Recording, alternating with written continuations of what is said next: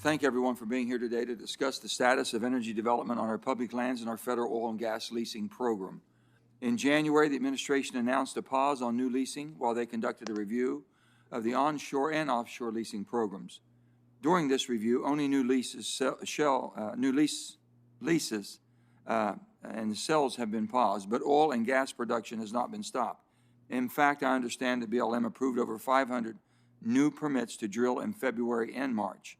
I'd like to acknowledge that this is an issue that brings a lot of passion and has very real impacts on many of the states represented on this committee. Just as the administration is conducting an evaluation of the Department of Interior's oil and gas leasing program, our committee needs to have a fact-based discussion to set a baseline from which we can work to improve the federal energy programs for all Americans. I feel strongly that we need to maintain our energy independence, use our abundant natural resources in the cleanest way possible, and ensure a fair return for the taxpayer when it comes to the federal resources. Our public lands are used for multiple purposes, including energy development, recreation, hunting and fishing, and conservation. We absolutely need to be mindful of balancing these uses, be aware that the decisions we make impact many people in the local communities surrounding our public lands. Onshore energy production on our federal lands also plays a significant role in our national energy portfolio, providing 8% of our oil and natural gas, more than 40% of our coal and geothermal energy, and considerable wind and solar energy. This energy development produced an average of $3.25 billion annually in revenue for host states and the federal government over the last 5 years through royalties, rents, bonuses, and other fees. How and where that energy production takes place is a key part of our jurisdiction on this committee. This development has wide-ranging impacts, from the revenue it provides for both states and the federal government and the jobs it provides, as well as its environmental impacts and the way it interacts with other potential uses for these public lands. We need to take all of that into account as we take a hard look at how the oil and gas programs are functioning and what reforms might be appropriate, especially given that we'll be relying on fossil energy in some fashion for the foreseeable future. I hope that the administration will do the same and take some of the discussion we have today into account as they develop their report on this topic. One area where I believe more work needs to be done is to reduce damaging methane venting and flaring on federal lands.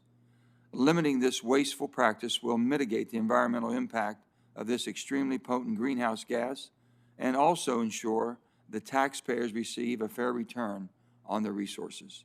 In 2019, oil and gas operations on onshore federal lands vented or flared 74, and I repeat, 74 billion cubic feet of methane, an 83% increase from 2015.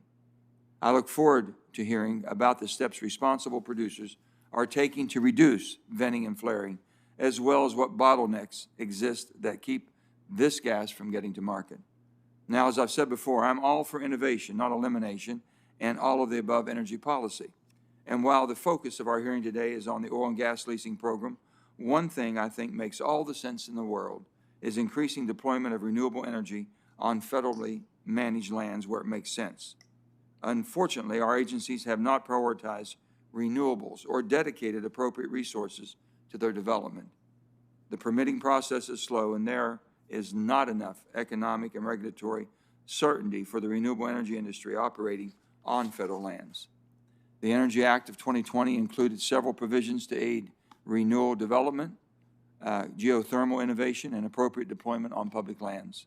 I look forward to hearing from the BLM about how we might work together to pursue renewable energy development on public lands. Let me close with my belief that we are all entitled to our own opinions, but we're just not entitled to create our own facts to support that. It's not productive to be unrealistic when faced with these difficult issues. We are certain to have a wide range of views on what reforms might be appropriate for our public lands, but it is my hope that today we can have a robust discussion about the current state of play for energy development on our federal lands and set a baseline of facts from which to discuss reforms on the Congress and that the administration will consider going forward. With that, I'm going to turn it over to Ranking Member Barrasso to give his opening remarks and to introduce one of today's witnesses. Governor Gordon of Wyoming. Well, thanks so much, Mr. Chairman. Thanks for holding this important meeting, and thank you, Governor Gordon. Great to see you again. Thanks for being here, because as you know, and all those watching, that Wyoming is the energy capital of the United States. We have it all: oil, natural gas, coal, uranium, renewables, all of it.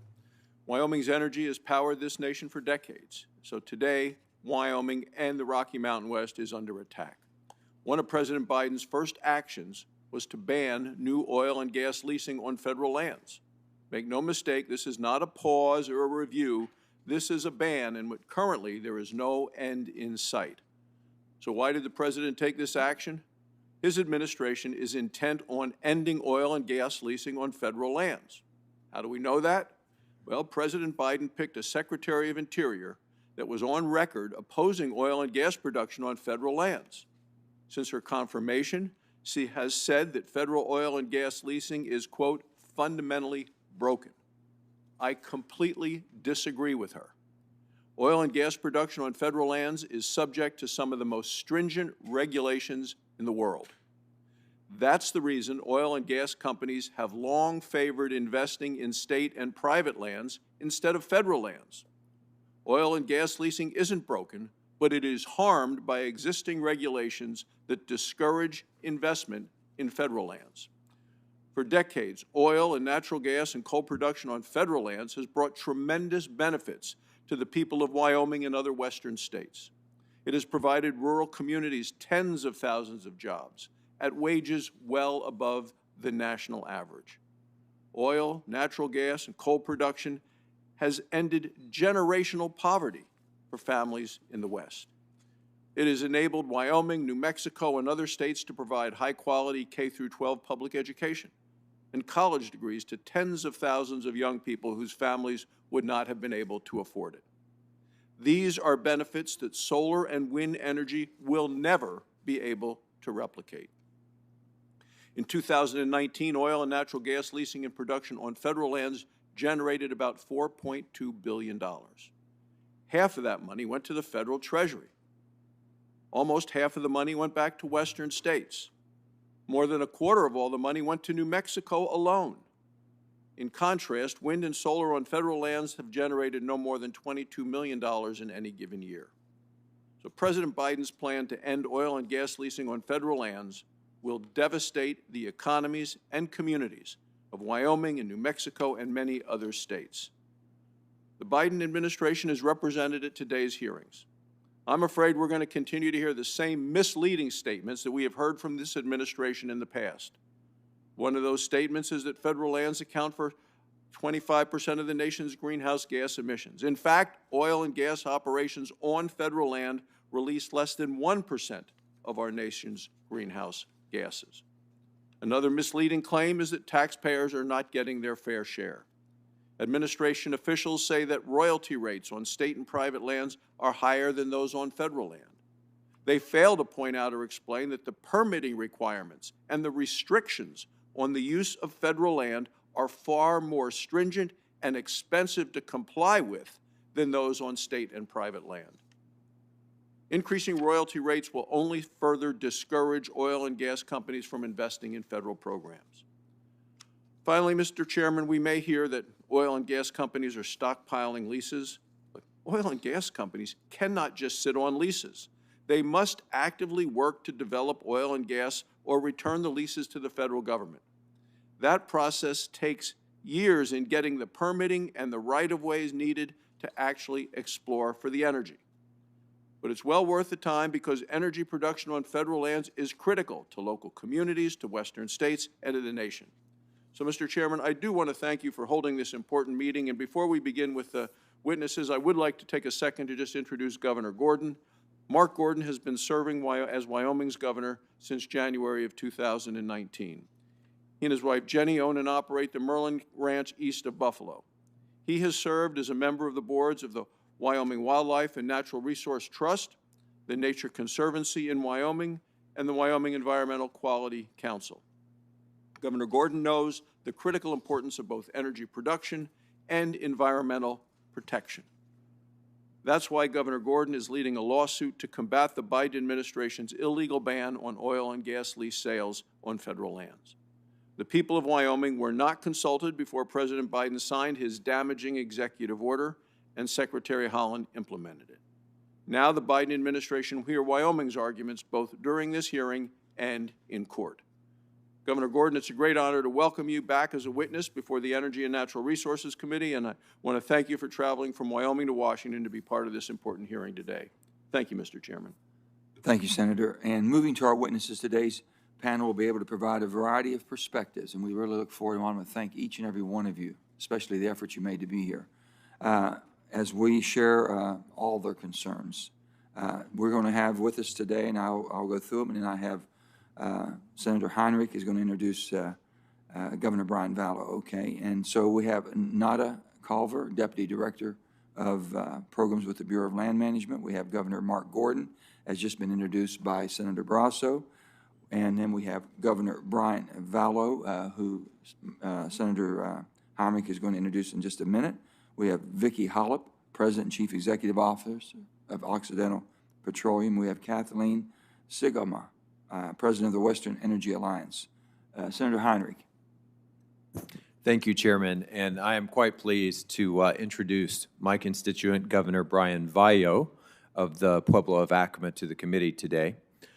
With over 30 years of working with tribal communities on issues of historic preservation, tourism, NAGPR statutes, and museum development, Acoma Pueblo Governor Brian Vallow is currently serving his third term in tribal leadership. He was previously director of the Indian Arts Research Center at the School for Advanced Research in Santa Fe, New Mexico. Governor Vallow was founding director of Acoma's Haku Museum and was Director of Historic Preservation at Acoma. He's currently consultant to the Metropolitan Museum of Art, the Field Museum, and DeYoung Museum. Governor Vallow attended New Mexico State University, where he studied business administration and marketing, and later studied anthropology at the University of New Mexico. Governor Vallow is a steadfast advocate for Acoma Pueblo's cultural heritage and has led efforts to protect Pueblo's sacred sites across the Southwest. I am grateful he's able to join us today and share his experiences with how the BLM manages oil and gas development on public lands where there are important sacred and cultural sites for tribal communities like Acoma. Thank you, Senator. Now we're going to turn to our witnesses' opening statements, and we're going to first hear from Ms. Culver.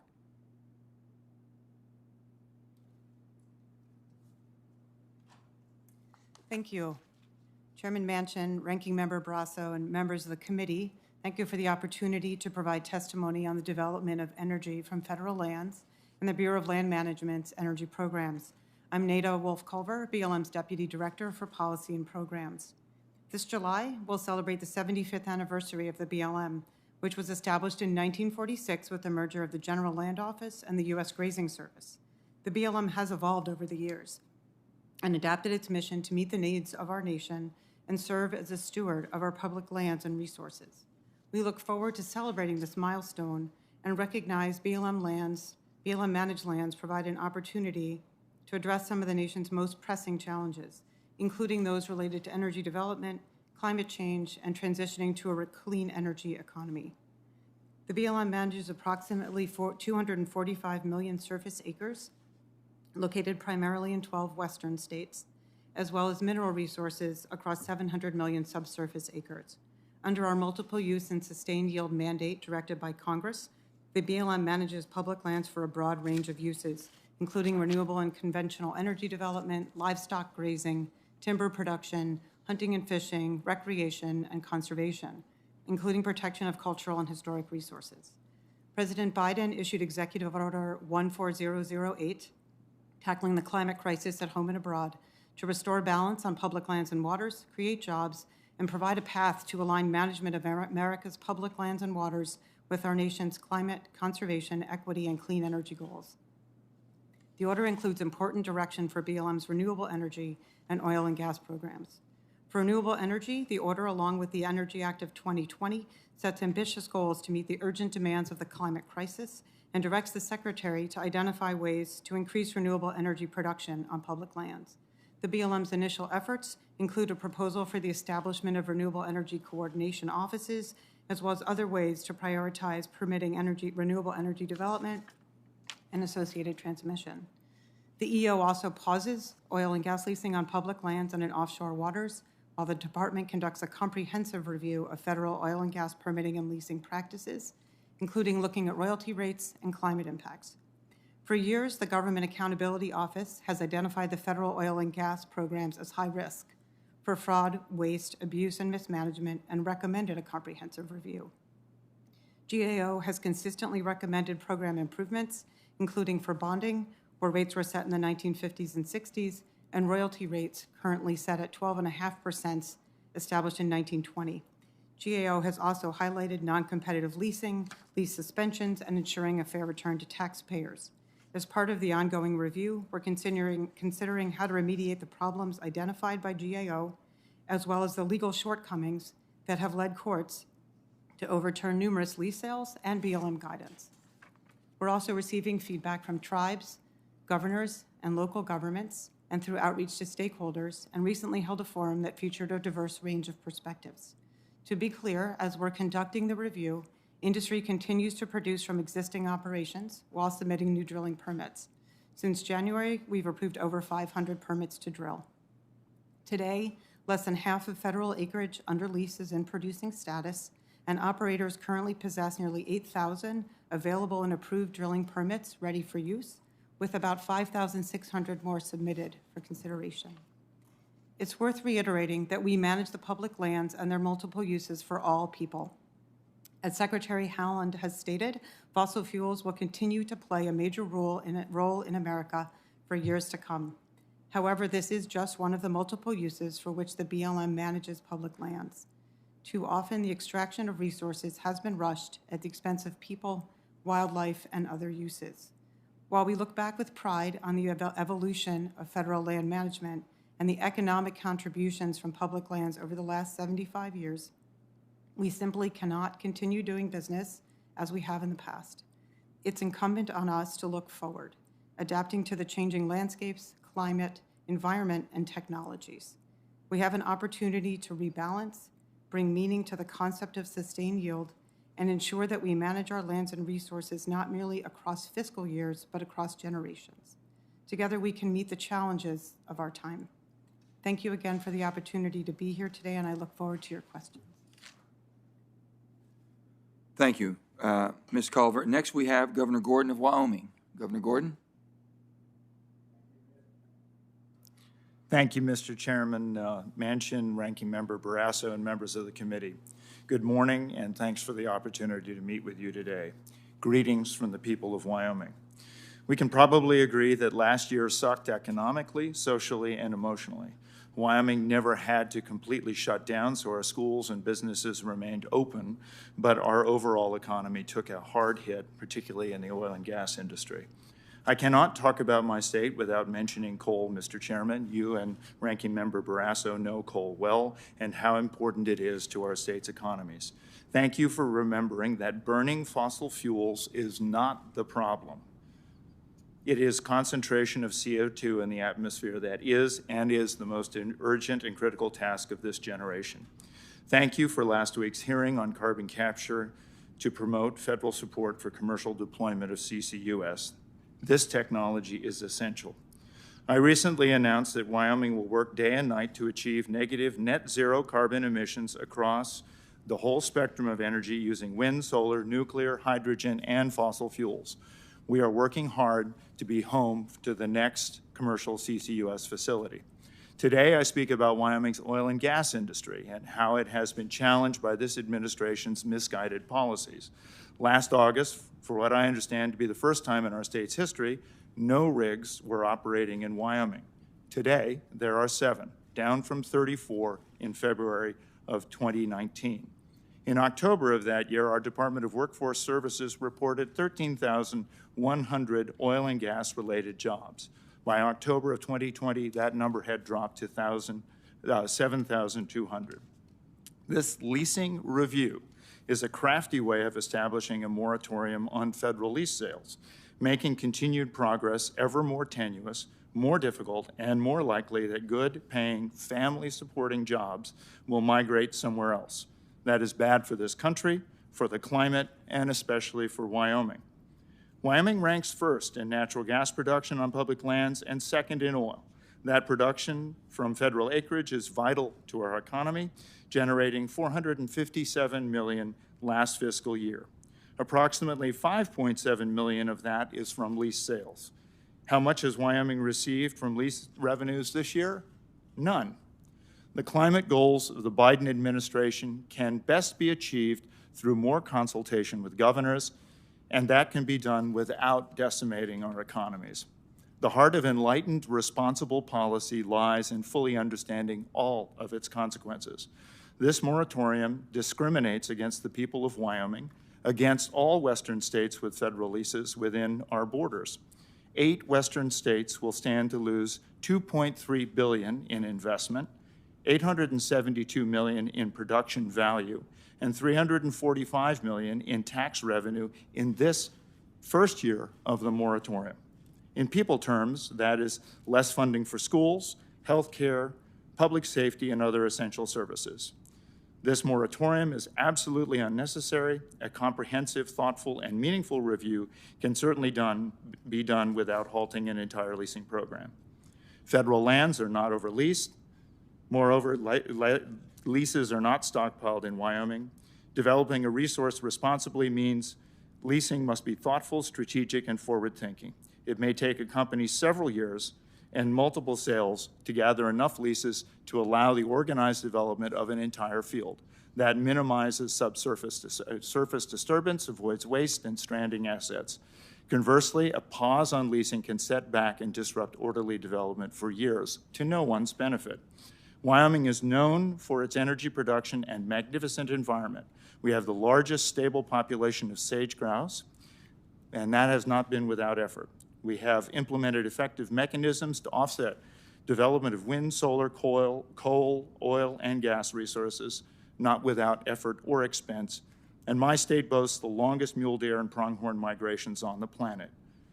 We have implemented a policy that focuses on siting surface disturbances outside valuable migration corridors. This moratorium does nothing to advance these multi-use policies or the valuable wildlife protections that we all, NGOs, communities, landowners, and the state have worked so hard to implement in partnership with industry. I close in citing Wyoming's stellar record regarding flaring methane emissions and plugging wells. Thank you. Thank you, Governor Gordon. Now we're going to hear from Governor Brian Vallow, the governor of the Pueblo of Como in New Mexico. Governor Vallow.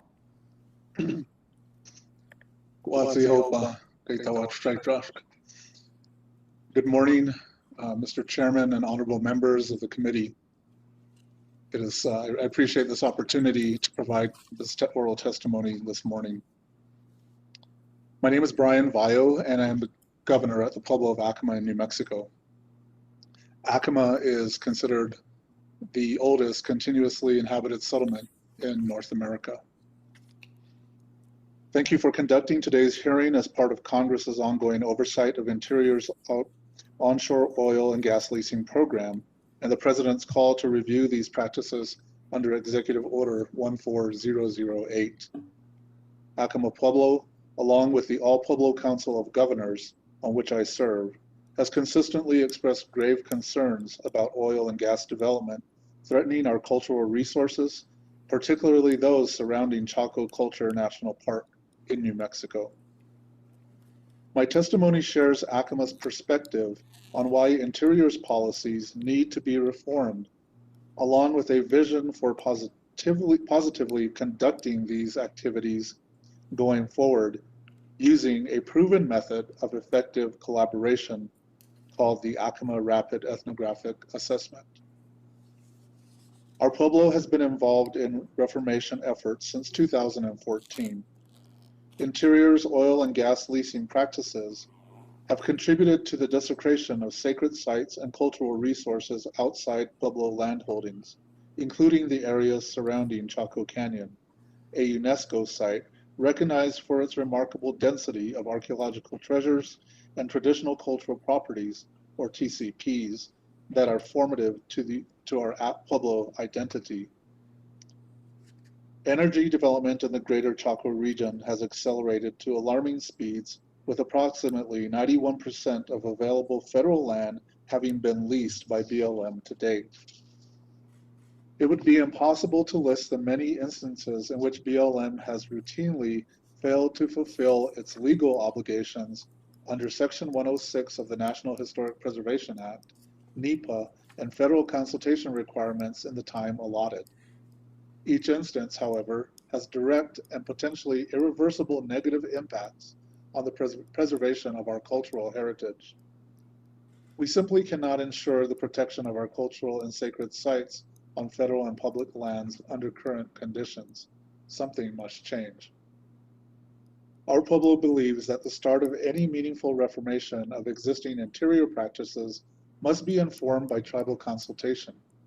To that end, my written testimony lays out several concrete recommendations for this committee's consideration. I will briefly discuss our recommendation to adopt the Acoma Rapid Ethnographic Assessment, or AREA, model here. The AREA model is a process for ensuring early and consistent tribal participation in private and federal agency review processes for proposed projects and tribal implications. It rests on proactivity. The acting entity works collaboratively with relevant tribes at the outset of a project instead of mid-project when National Historic Preservation Act review usually takes place, as has happened in the Greater Chaco region. The result is significant cost savings and time savings for all parties involved. Our Pueblo has successfully used this model in relation to a proposed uranium mine on our sacred Mount Taylor and for a CO2 pipeline with Kinder Morgan across tribal lands. Kinder Morgan and the BLM approached us at the beginning of planning the pipeline's route. Our tribal experts worked side by side with company personnel to design and implement cultural resource surveys and a route routing study. Kinder Morgan covered our actual costs on a reimbursement basis and signed confidentiality agreements regarding our cultural properties.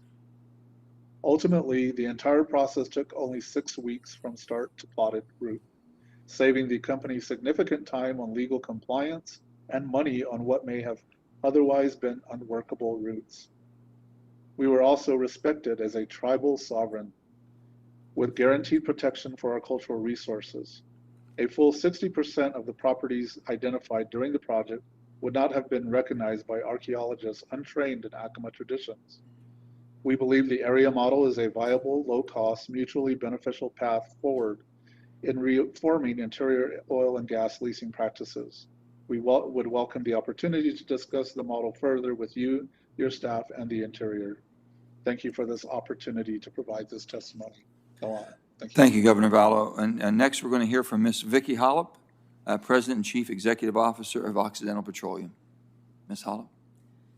Chairman Manchin, Ranking Member Barrasso, members and staff of the committee, thank you for the opportunity to be here today. I've worked in the oil and natural gas industry for all of my career, starting in 1981 with City Service Company. I've had the privilege of working in oil and gas producing states in the United States, many of them, I think most of them, and since becoming, and worked in many around the globe. But since becoming CEO of Occidental, my focus has been on successfully positioning our company to transition into the low-carbon economy that's to come. We were the first U.S. oil and gas company to establish comprehensive net zero greenhouse gas goals.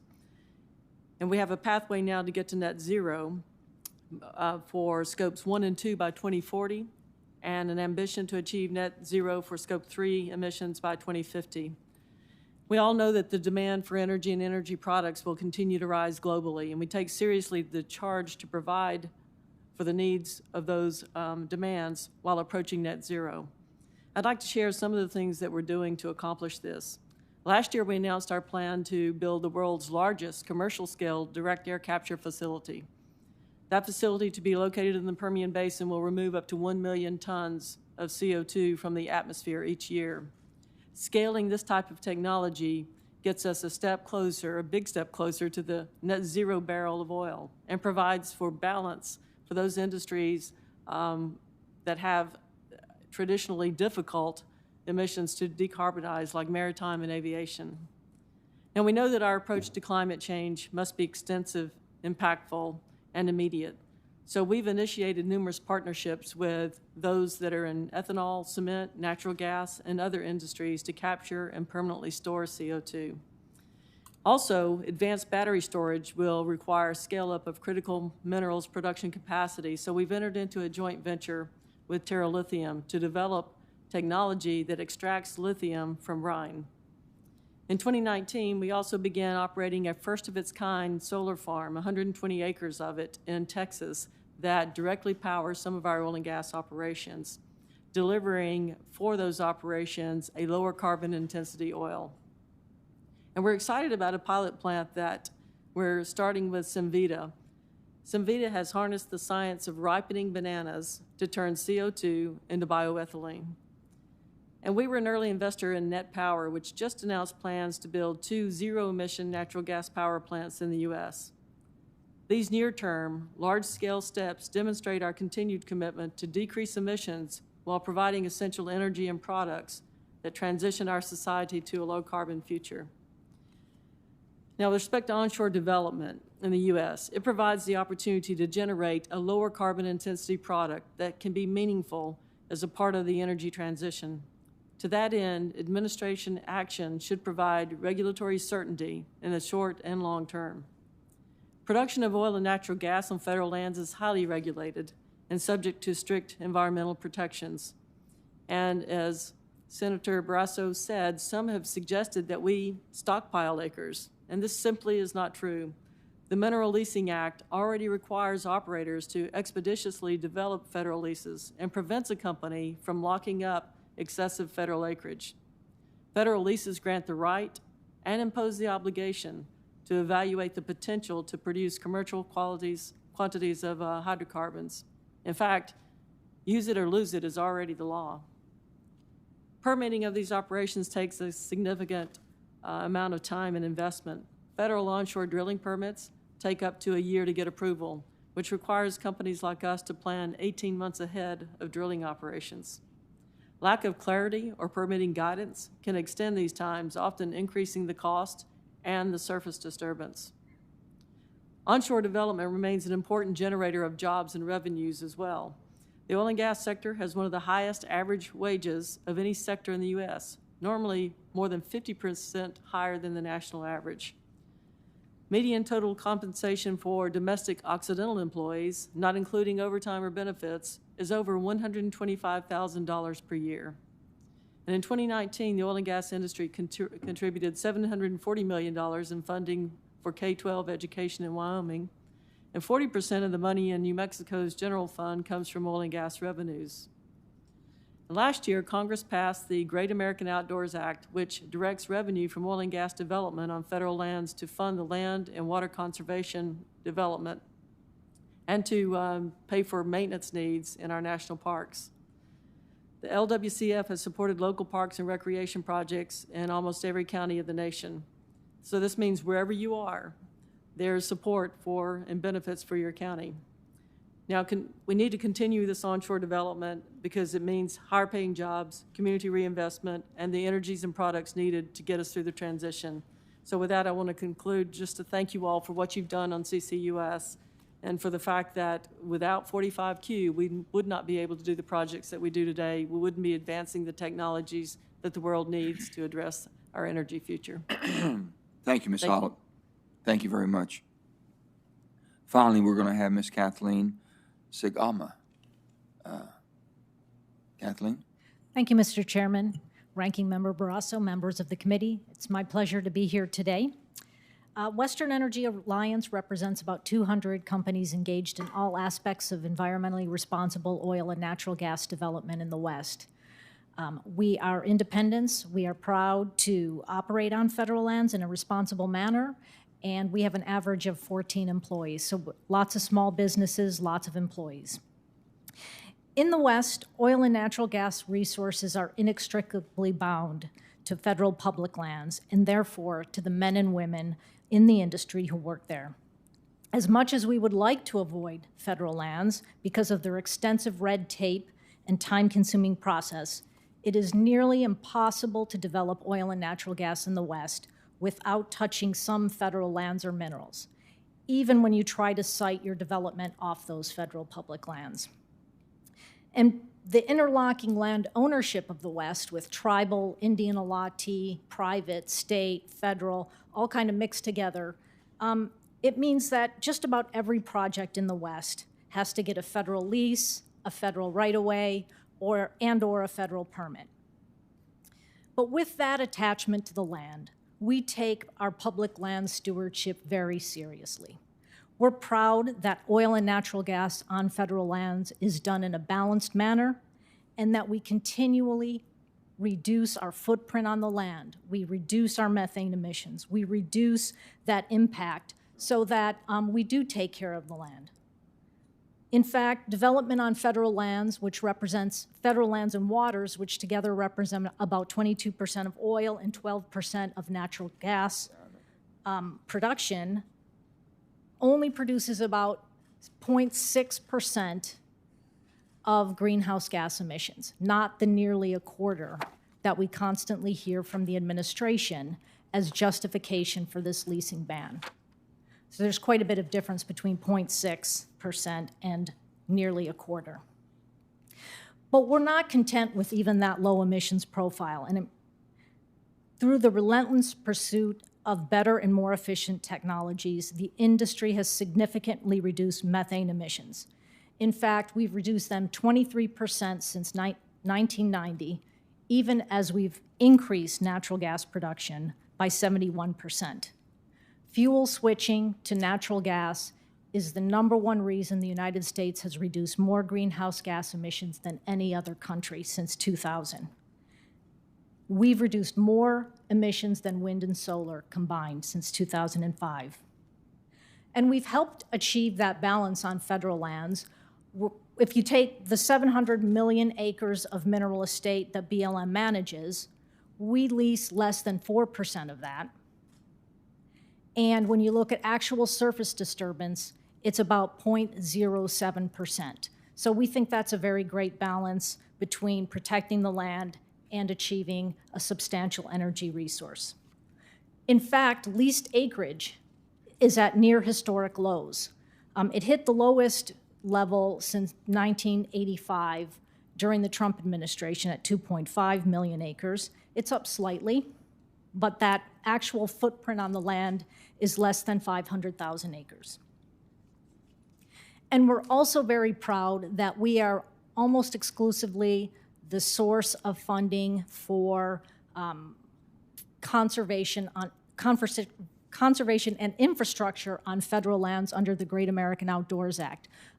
Along with coal, we provide that funding. The Land and Water Conservation Fund is funded exclusively from offshore oil and natural gas development. And I don't really think that President Biden knew when he signed that executive order that he was putting at risk $2.8 billion annually in conservation funding. So we see the administration talk about this leasing ban as a pause, but when we look at the comprehensive review that they're planning to do, we don't see that as a pause. We see that as possibly years long. And in just the first year of the Biden administration, 32,700 jobs will be lost, according to a study out of the Wyoming Energy Authority. By the end of the Biden administration, if that ban continues, we would see those job losses rise to 58,000 annually, and about $33.5 billion in economic activity in 8 western states where 97% of the federal oil and natural gas production is done. So that is why we're concerned about the ban. That's why we have joined the state of Wyoming in the Wyoming District Court, and I look forward to questions. Thank you very much. Thank you, Ms. Sigma. We're going to begin our questions now, and I will start. Ms. Hollop, both you and Ms. Sigma mentioned that the perception that oil and gas companies are stockpiling leases is incorrect. I know the percentage of leases that are actually producing has increased steadily over the last 20 years, in part because of technological innovations like horizontal drilling. Despite that, there are still over 13,000 leases, representing nearly 14 million acres, that are not producing oil and gas. To the average American, that might seem like the industry has what it needs to continue production without too much interruption. So, on average, how many undeveloped leases does Occidental hold in a given year, and has that varied over time?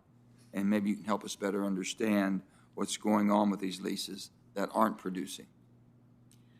Yeah, I would say we have federal, the most federal acreage that we have is in New Mexico and Wyoming. And in New Mexico now, 80% of our production in the state of New Mexico is from federal leases. What we do on our leases and what the industry in general needs to do to ensure that we capture the value and maximize the value for both ourselves and for the federal government is that we go through a process of evaluation that begins with scoping out a general area to lease.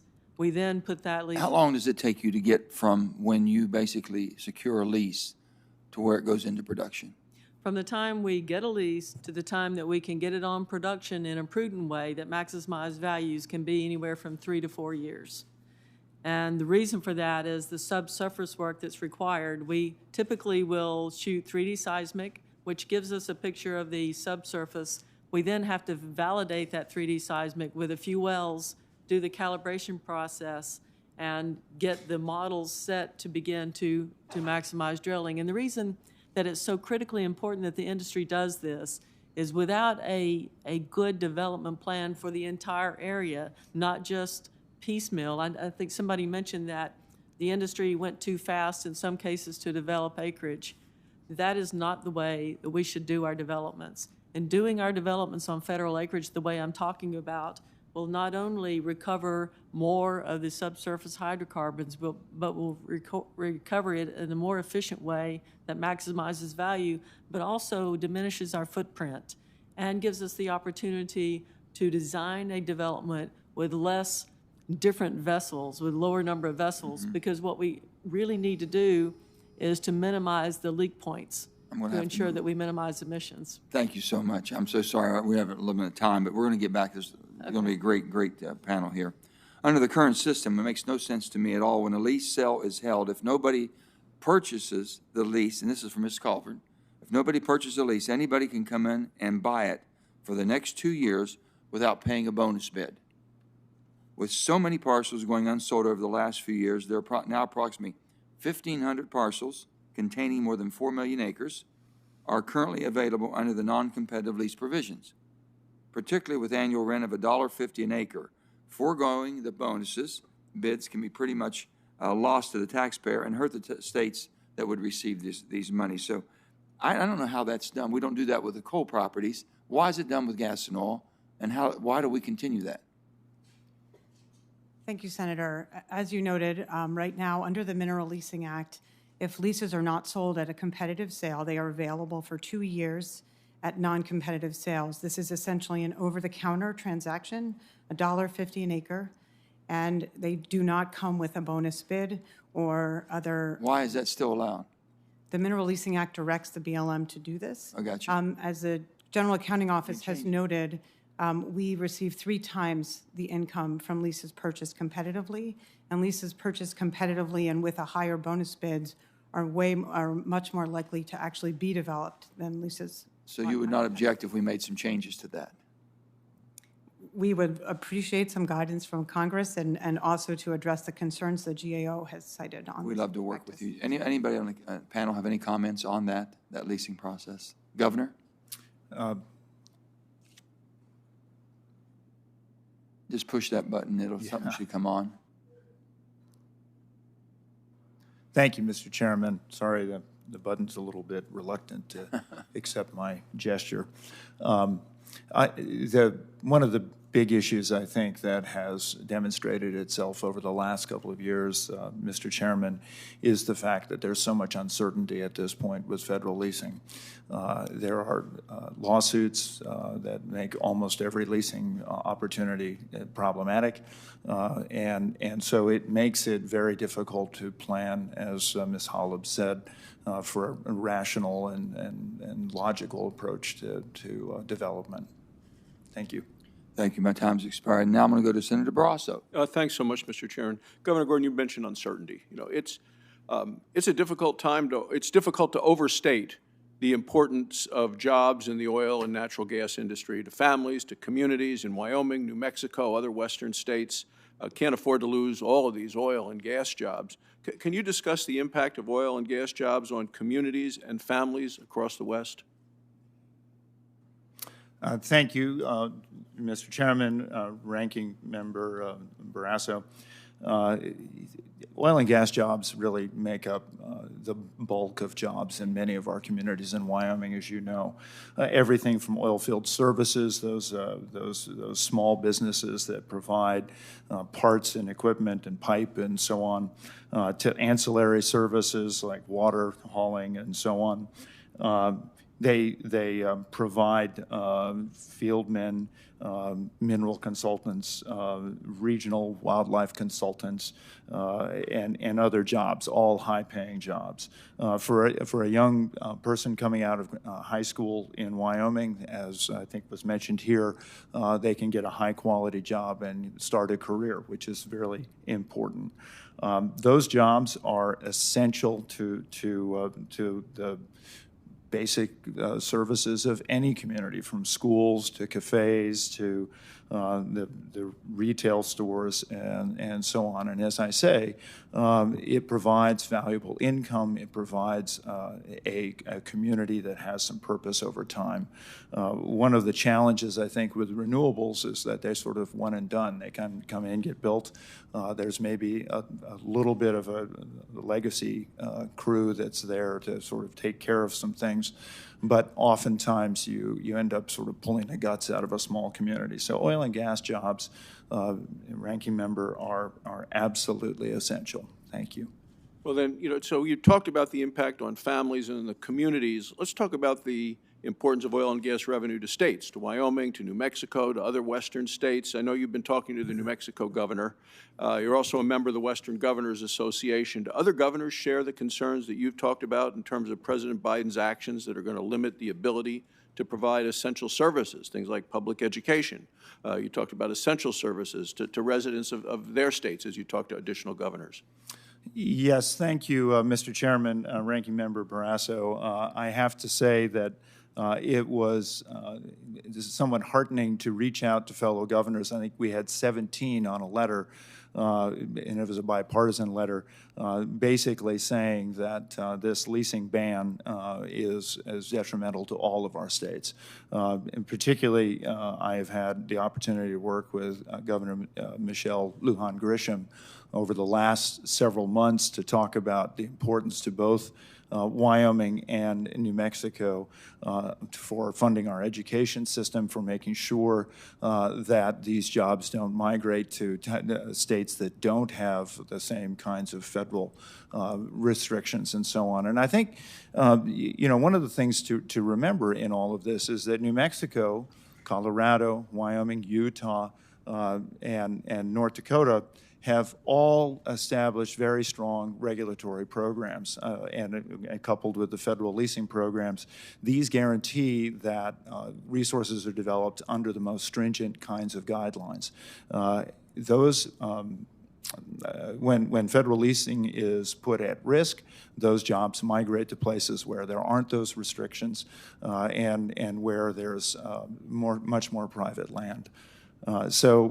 Actually, I think both on shore and offshore, Mr. Ranking Member, I have to say there is a lot of governor support for not completely continuing this leasing ban. So, Ms. Culver, on this, on March 19th, Laura Daniels Davis, who's a political appointee, issued a policy memo which effectively extended the secretarial order. The order transferred authority over oil and gas permitting decisions from the career staff, the BLM, who normally make all of these at the BLM state and field offices, and took it out of their hands and said, nope, political appointees at the BLM in Washington are going to make this decision instead of the career staff that have made these historically. So as a result, we're now seeing delays in permitting decisions on existing leases. Why is it necessary for this administration to act in this way, for political appointees to make routine permitting decisions, usually made by the career staff, including decisions on applications to extend permits to drill? And when will this March 19th policy memo expire? Thank you, Senator. The March 19th memo followed the end of the term of Secretarial Order 3395, which did impose a temporary requirement for many decisions to be approved through the department. In the March 19th letter, the March 19th memo identifies categories of action for which advice will be given so that the Secretary has an opportunity to inquire further if desired through the Assistant Secretary's office. There are not currently approvals being required through the Assistant Secretary's office. That authority has been delegated back to the field after the initial review was occurring.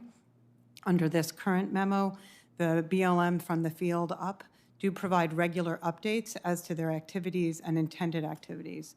And that is the way that the Assistant Secretary's office traditionally oversees the Bureau of Land Management operations, and that's how this is set up. It's not a formal approval process. It's an opportunity for inquiry and an advice as to intended actions. Mr. Chairman, my time's expired. Senator Heinrich. Thank you. Governor Gordon, you mentioned the negative impact that frivolous lawsuits have on certainty in the industry. Given that the Department of Interior is currently involved in a public process around oil and gas leasing reform, why did Wyoming resort immediately to litigation, and why should we view that as merited as opposed to frivolous? Thank you, Mr. Chairman, Senator Heinrich. The question you raise really goes to the merits of why we are having this leasing moratorium. I think in my testimony I spoke about a number of the advancements we've made in protecting critical wildlife habitat, et cetera. Those all come with stipulations for development. So, for instance, on the greater sage-grouse, Wyoming has the only stable population. In fact, it's slightly growing. An endangered species, very important. I know Ms. Culver also knows about this. There is a long-standing program that was established in Wyoming that has stipulations as to when and how development can occur. A large corporation or a small independent driller has very much the same issues of mobilization and cost if there's no predictability. But why go immediately to litigation rather than engage the administration? Thank you for that, Mr. Chairman, Senator Heinrich. The reason is that the moratorium was extended, and we see no end in sight. And as contrary to what has been said here, there's still a very uneven application of permissions that are being granted from the BLM. So it seems getting clarity on this was absolutely critical. Thank you, Governor. Governor Vallo, why does it matter to the Pueblo of Acoma whether oil and gas development occurs on public land? Thank you, Mr. Chairman, Senator Heinrich. I appreciate that question. You know, one of the things to understand is that Native American people, while we may be confined to reservation land and have the opportunity to manage affairs on our own tribal lands, there is a landscape that is indigenous to our present-day cultures. And those landscapes are very important to the continuance of our culture and our traditions and our lifeways. And so we are always concerned when these types of developments are occurring on lands outside of our boundaries. And I'll use Chaco as an example, that Chaco Canyon and that greater Chaco landscape, which is quite vast, is all very important to the lifeway of the Acoma people. We return based on solar and lunar cycles. I myself, as a member of the Sun Clan, will return at different periodic times of the solar cycle to various places on that landscape. And we have other cultural leaders who are engaged on a much more frequent level to return to these areas for the maintenance of our culture. Governor Vallo, yes. Have those cultural resources, in your view, been adequately taken into consideration by the Bureau of Land Management historically when leasing parcels around Chaco Canyon? Mr. Chairman, Senator Heinrich, thank you for the question. I would say no. Unfortunately, we have been engaged in ongoing discourse and negotiations and some consultation regarding this very problem that our requests and our input in is oftentimes overlooked, and we are oftentimes settling for only temporary protections, temporary agreements for access to these areas. There has not been an effort to secure these resources over the long term. Governor, thank you for that testimony. Ms. Culver, before my time runs out, we've heard a lot about the Land and Water Conservation Fund from some of our witnesses today. How much of the revenue in the Land and Water Conservation Fund is generated by oil and gas leasing on Western public lands? The Land and Water Conservation Fund is primarily funded from offshore leasing, Senator. Thank you.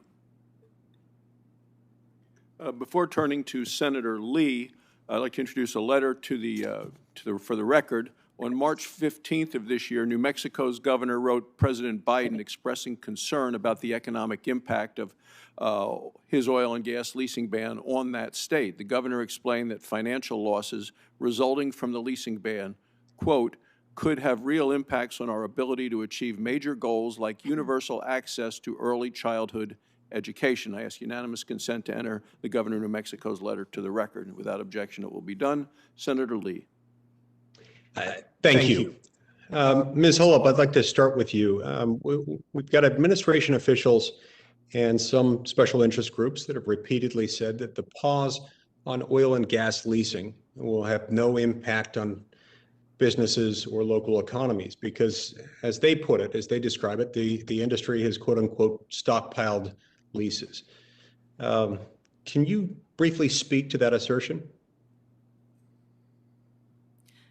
Yes, as I said earlier, about 4% of the federal leases available are oil and gas. So of the federal mineral estate, 4% is oil and gas. And of that 4%, 50% of the leases that we have today are producing oil and gas. The other 50% are in some stage of development. That stage of development takes a lot of work initially, as I was describing, to set up an optimum development program that ensures the prudent development and the maximization of the value. So there is a process that must be taken. And now we have, as was mentioned earlier, we have almost the lowest of all-time leasing, oil and gas leases on federal acreage. So given where we are today and the fact that we have much more advanced technologies, but these technologies take time and then the permitting takes time. So we're 3 to 4 years into the lease, into a federal lease before we can begin activities. And so it may seem to some people that nothing's going on, but a lot is going on these leases as we learn more about them and as we prepare our development programs. Thank you. Governor Gordon, the president's executive order calls for this moratorium and review to address potential climate impacts. But do you believe this is going to lead to decreased oil or gas consumption in the United States? Thank you, Mr. Chairman, Ranking Member, and Senator Lee. No, I do not believe it is going to decrease the amount of consumption of oil and gas. Market conditions are going to change, but it is clear to me that for the foreseeable future, oil and gas will be a very important part of our energy mix. So in other words, you're saying we will consume whatever quantity of oil and gas that's for which there is demand. And if there's less production from U.S.-owned lands, it's just going to be made up for somewhere else. Senator Lee, yes, I believe that to be the case. And let me also state that While we talk about electrification of our fleet, there's quite a bit of question about how practical that is, particularly in western states with large areas. And then we have hydrogen, which can be an alternative fuel that can help meet greenhouse emission goals. That can be produced from natural gas. So I think there will be increasing demand at the same time that consumer demand and efficiencies may make a little bit of a decrease. Thank you.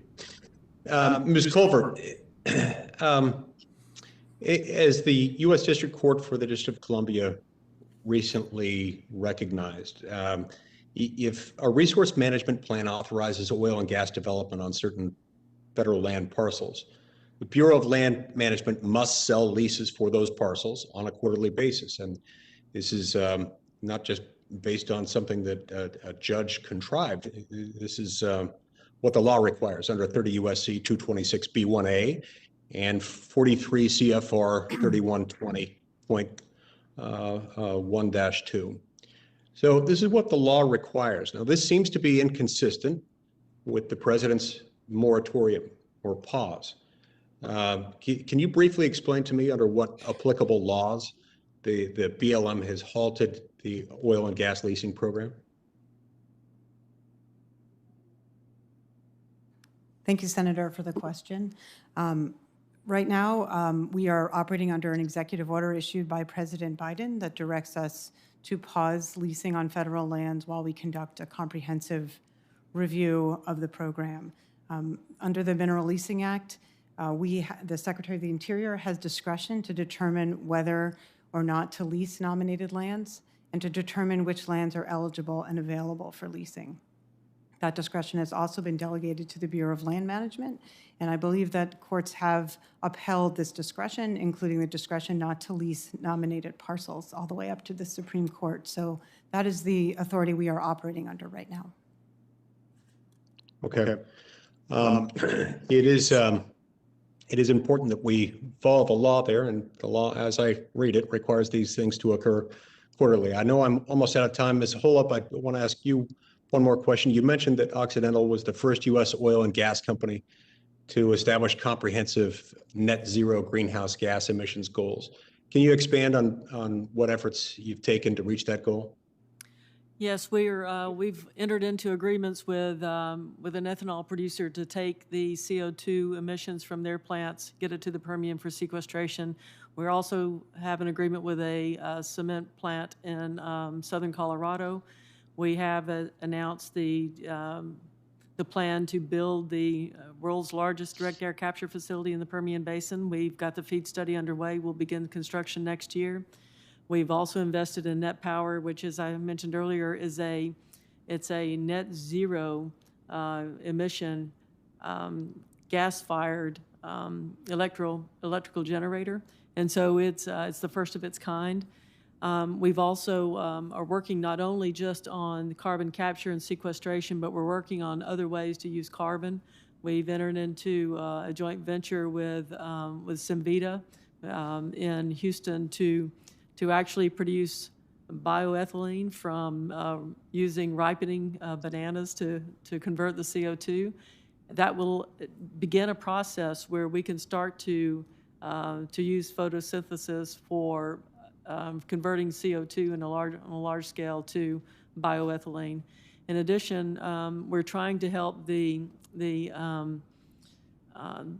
car industry with electric vehicles because we're trying to provide a cheaper source of lithium by investing in a technology that actually extracts lithium from brine water. So that's the other thing that we're doing. This is all above and beyond what we do in our own operations to ensure that we're reducing emissions there. And we've done a lot that would take me quite a while, and I know I'm out of time to address that. But in our own operations, there's a lot of steps that we've taken to reduce methane, both from a flaring standpoint and from routine operations through the design of our facilities and implementing more aggressive analysis of potential leak points and starting to take those out of the system. Thank you. Thank you, Senator Lee. Senator Cortez Masto. Thank you. Thank you so much, Mr. Chairman, Ranking Member, for this conversation. Ms. Culver, let me start with you. Let's talk about areas where there's low or no potential for any type of development.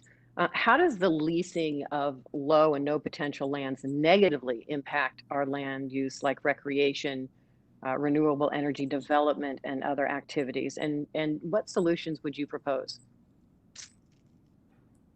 Thank you, Senator, for the question. We have determined that low potential lands are more likely to be included in and acquired through non-competitive lease, and therefore less likely to go into production or to generate revenues. The vast majority of our revenues from the program do come from producing leases, not from rents. So they are much less likely to contribute to the Treasury and to states. At the same time, lands that are leased are less likely to be able to be managed for other uses. So they can interfere in that way. So, Ms. Culver, I have a bill that it's called the End Speculative Oil and Gas Leasing Act, and it prohibits leasing on lands with no or low potential for development and reprioritizes that management of those lands. And one of the reasons is because it is also a waste of time for the BLM to take the time to determine that if it's low or no potential, if they already know that. And there's a lot of speculative leasing going on. Here's my concern. We have the pristine Ruby Mountains in Nevada, and there was speculative leasing that was purchased right around the Ruby Mountains. 54,000 acres of National Forest land system was actually proposed for oil and gas leasing. Now, we know that there was no oil, or there's low potential for oil there, but it was still put out and for potential oil and gas leasing. And this was an individual who wasn't even from Nevada, had no involvement. It was probably a broker, which there are a lot of those brokers, but it is taking the time of BLM now to have to assess that, along with the concerns that we want to use and prioritize that land for other options. And so my concern is, why are we letting speculators engage in any type of leasing if we know there's no potential for it, or there's low potential for it? And let me give you an example. I understand that a recent investigation found that a woman from Myanmar purchased about a quarter of all the federal acreage sold at lease sales held during the pandemic, including over 31,000 acres in Wyoming. This woman had no prior experience in oil and gas development and has already tried selling some of these drilling leases off at inflated prices. So let me ask Governor Gordon, shouldn't the Interior Department start taking better precaution to curb speculation? Thank you for that, Senator, Mr. Chairman, Ranking Member Barrasso. Wyoming is a dual regulation state, and so anybody who chooses to develop in Wyoming has to seek permits from both the Bureau of Land Management and from the Wyoming Oil and Gas Conservation Commission. We take an extensive look at the viability of the operations and make sure that that those leases are well documented and properly adhered to. One thing I would say is that oil and gas is not the only area where speculation can occur. Wind development and solar development happens there. No, I understand that, but right now, and I don't mean to cut you off, I only have so much time, Governor, and I really appreciate you being here because I'm trying to understand, but and maybe this is a question for Ms. Hollop. Do you agree it's unfair for Wyoming taxpayers to have their lands leased for as little as $2 an acre just for someone with no interest or experience in oil and gas development to flip them for a profit? Or is that something that is just normal course and we should let that happen, even though it's tying up land where we know there is low or no potential for oil and gas? I would say that oil and gas has been developed in the past in areas where for years we didn't know that there was any potential. So it would be hard for me, without knowing of the particular situation, to make a judgment on what someone else is doing.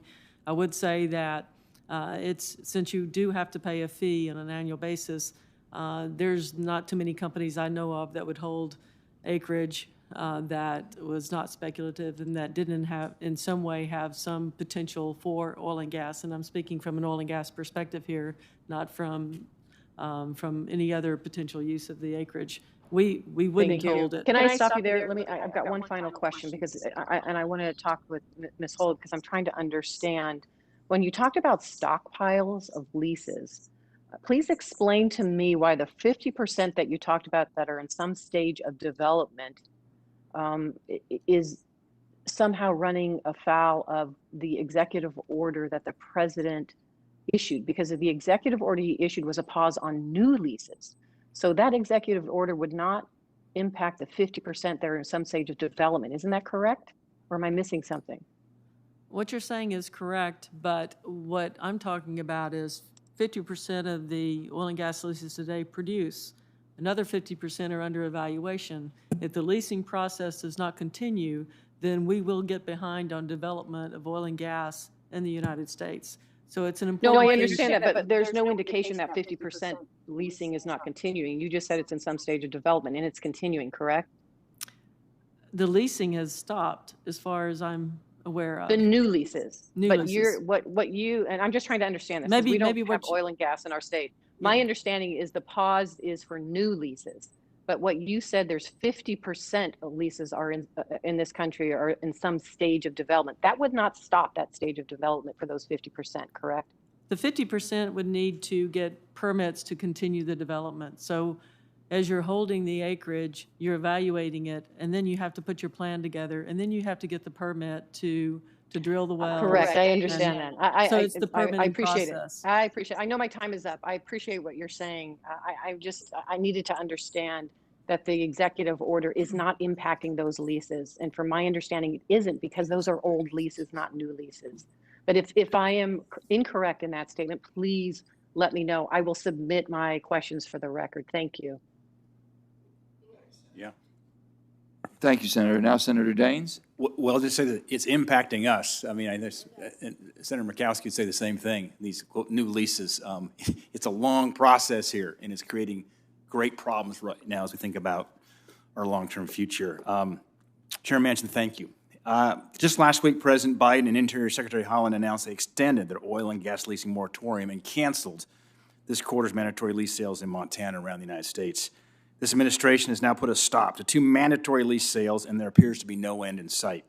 And this decision greatly affects Montana. In fact, according to a recent study, oil and gas supports over 33,000 permanent high-paying jobs in Montana. Average wage is $71,000. Let me tell you something. That's 1.5 times greater than our average wage in Montana. It also provides millions of dollars of revenue for Montana communities, helping fund schools, public safety, roads. I toured a very small community in southeast Montana, graduating class size of 6. They have a beautiful brand new gymnasium that they love to host basketball tournaments in. I asked the superintendent of schools, how in the world did you fund this new gymnasium at this public school? They said 94% of our tax revenues for this school comes from pipelines that's tied directly to our oil and gas. Now, this administration has said that this pause effect doesn't impact current leases of production, but let me be clear. They fail to tell you it will have a major impact on the revenue that states like Montana and others will receive, because states like Montana receive half of all the royalties, rents, and bonuses generated from oil and gas on federal land. Bonuses come during lease sales, the same lease sales that President Biden has halted. And in Montana, it's a significant amount of money.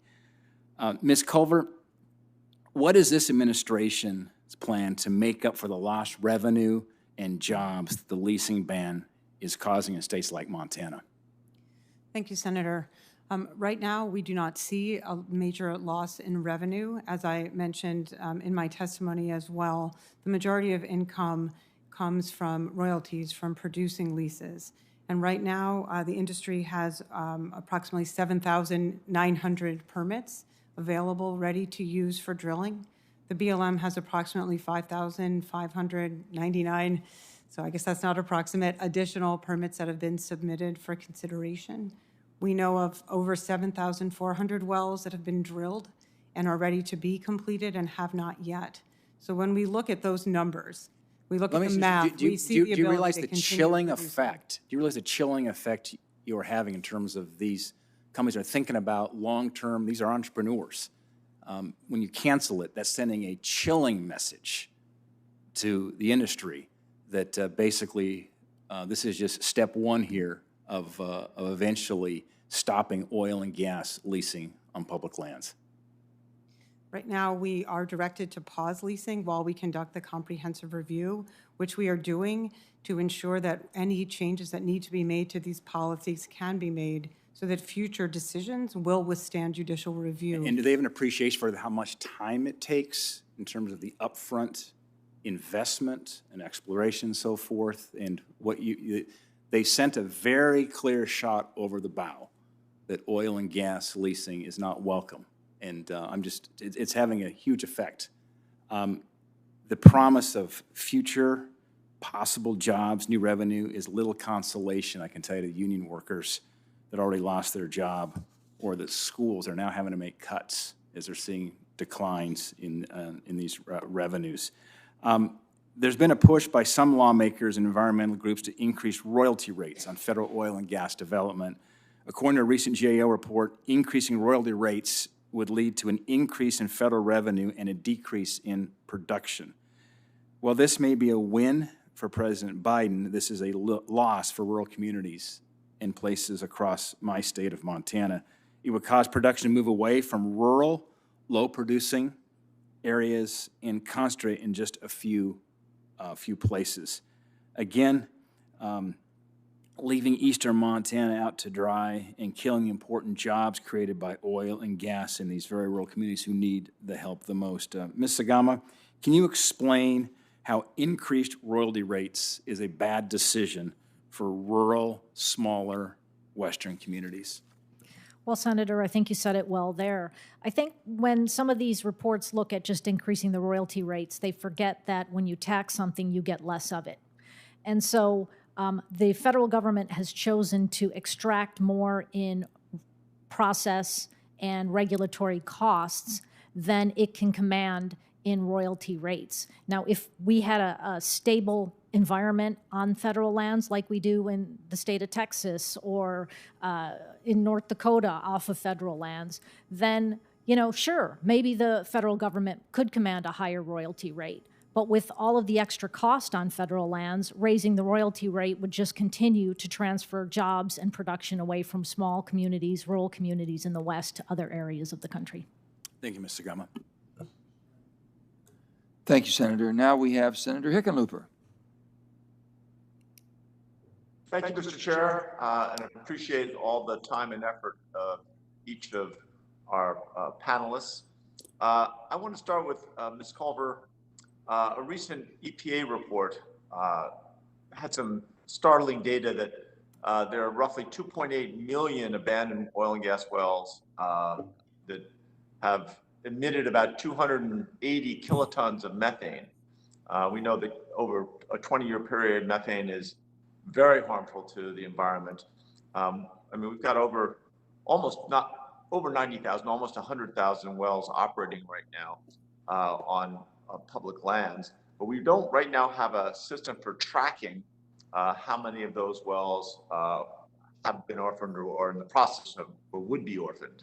And I think there is significant threat to the environment, to wildlife, to people. So how can the BLM better track and make sure that these wells aren't abandoned without being properly abandoned, if you know what I mean? You could explain that if you want to go there. Thank you, Senator. The BLM does currently do some tracking of wells, and we coordinate with other agencies to identify and assist with cleaning up orphaned, abandoned, and idled wells across the federal estate. I think the president has asked for $450 million for addressing orphaned wells and abandoned mine lands in his fiscal year 22 budget proposal, and the BLM would certainly be part of that. And we feel that we have the ability to continue tracking these wells. One of the challenges is different definitions within the BLM across the federal estate on what counts as an orphaned well or an idled well or an abandoned well, and these all do overlap, and that's an area where we would like to do additional analysis and definition and would really appreciate working with Congress on that as well. Great, thank you so much. And I guess I could ask everyone on on the panel. Let's start with Ms. Hollop. Have you got and just whichever, there are a number of different proposals to try and put some sort of a price on carbon and allow companies like your own that are really making a serious effort to reduce carbon emissions and to do so dramatically. Do you favor any of these? You don't have to get specific, but do you favor finding some sort of a price on carbon, whether it's a fee and a dividend system or some variation of that? And I can just very briefly let each of you go down the line.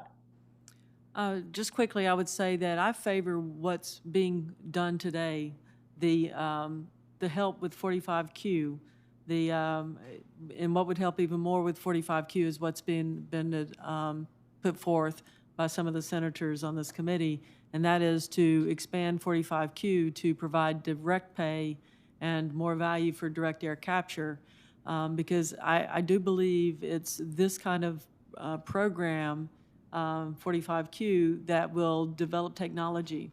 A price on carbon would come too late for us, and a price on carbon will be built by the market in time. But today, to have the incentives in place that enables us to advance this technology and to advance it faster than waiting on a price of carbon or some carbon tax. So we like what's happening today with 45Q, and I think that it will help us to commercialize the technology for others to adopt. Anybody else want to chime in? Thank you, Mr. Chairman, Ranking Member, Senator Hickenlooper. Nice to fly back with you yesterday. Wyoming, what I would say is very much along the lines of what Ms. Hollop just mentioned. The concern that I think our state has is that the price of carbon be durable and that it be a market truly established between a consumer and a producer. And by that, I mean that we have a marketplace that functions and is incentivized, that allows people to properly price for agricultural work that's done to sequester carbon, for things like carbon capture and sequestration, and is not sort of rooted in administrative policies that can come and go or buying absolution. It really should be in direct carbon capture, and there should be a price associated with it.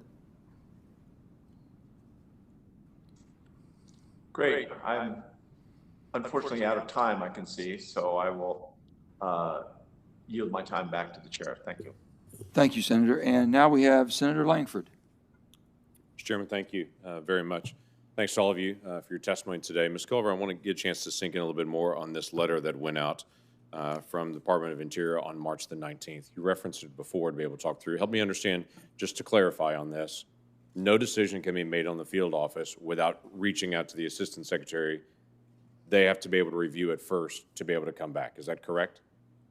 The way the process works is it's part of the regular reporting of what is expected in the field office. So, but the field office may not make a decision without DC actually signing off on it. Is that correct or not correct? There's not a formal sign-off process. So this says the final decision for matters that have been submitted in accordance with SO 3395, but for which you have not received a final Assistant Secretary of Land and Minerals decision, you may not proceed without approval without the Assistant Secretary of Land and Minerals. That's in the reminder section at the end of it. And then it walks through at the very beginning of it in saying for review prior to taking final action on the matters or publicly announcing decisions. So before they can publicly announce the decisions or before they can take final action on anything, it has to come to the Assistant Secretary and they need to wait. Is that correct? So the language at the end that you started with related to decisions that were already in the queue at the time that that order ended. So when Secretarial Order 3395 ended, there were some decisions that were already in the queue, and we felt that there was clarity needed on what to do with those. Right. So they can't make a decision on those. That has to wait. The earlier decisions that this letter supersedes also states to them that they can't make that decision in the field office. It has to come to the Assistant Secretary's office. It's just a yes or no on it.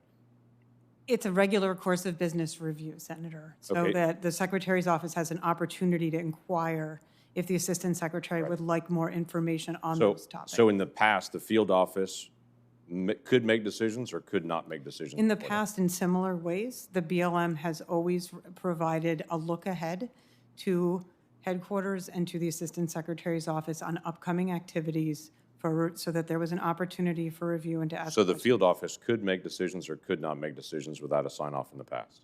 There is not a formal sign-off in the past. There is not a formal sign-off now. But there's not a sign-off, but it's a don't make a decision until we tell you. The part at the end that you read only applied to questions that were So, already in the queue when I the get that, secretarial order but expired. it also applies at the very beginning of this letter. I'm not trying to be contentious. We're just trying to provide clarity. This is the question that everybody has, is what does this letter mean? This letter appears to mean Right. no decisions going to be made in the field office until DC signs off.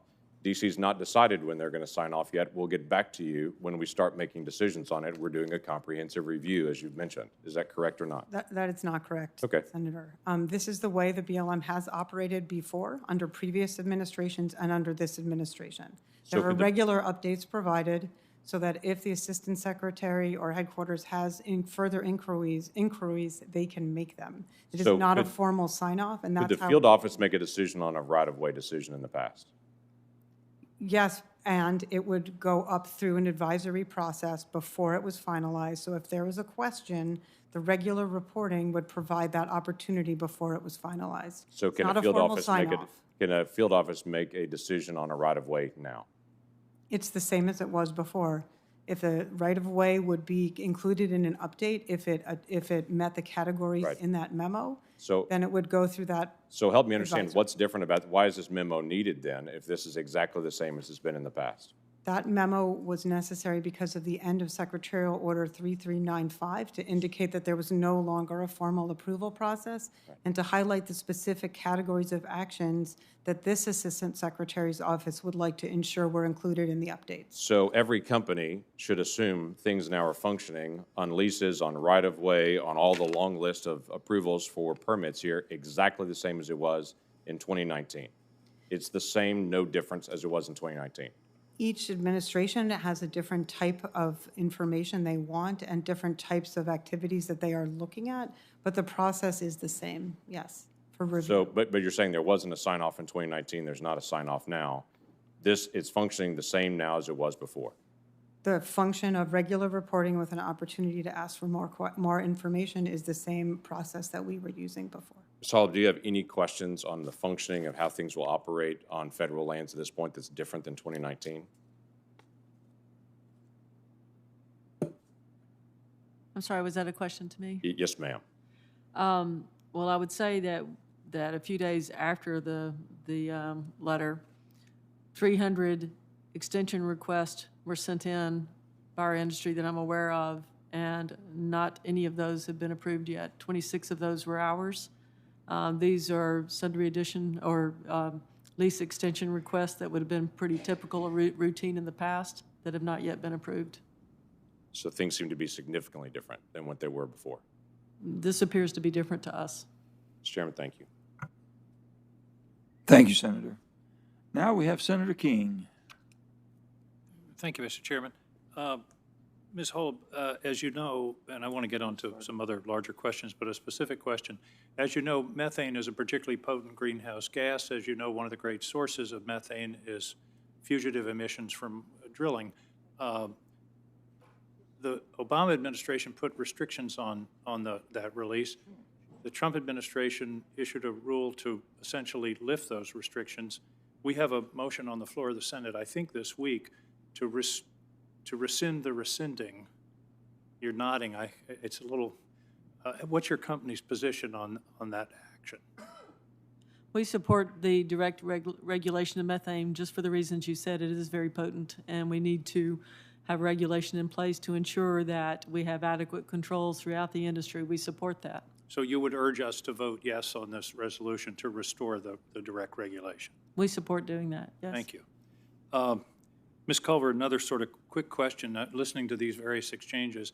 As I gather, there's no direct effect on revenues from leases because of the moratorium, because that's future looking.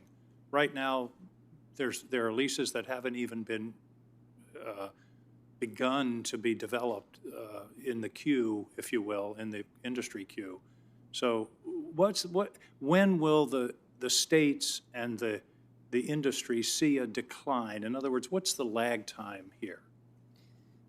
Thank you, Senator. As you mentioned, we do have 13.9 million acres currently under lease that are not yet in development and are in the process that could be developed.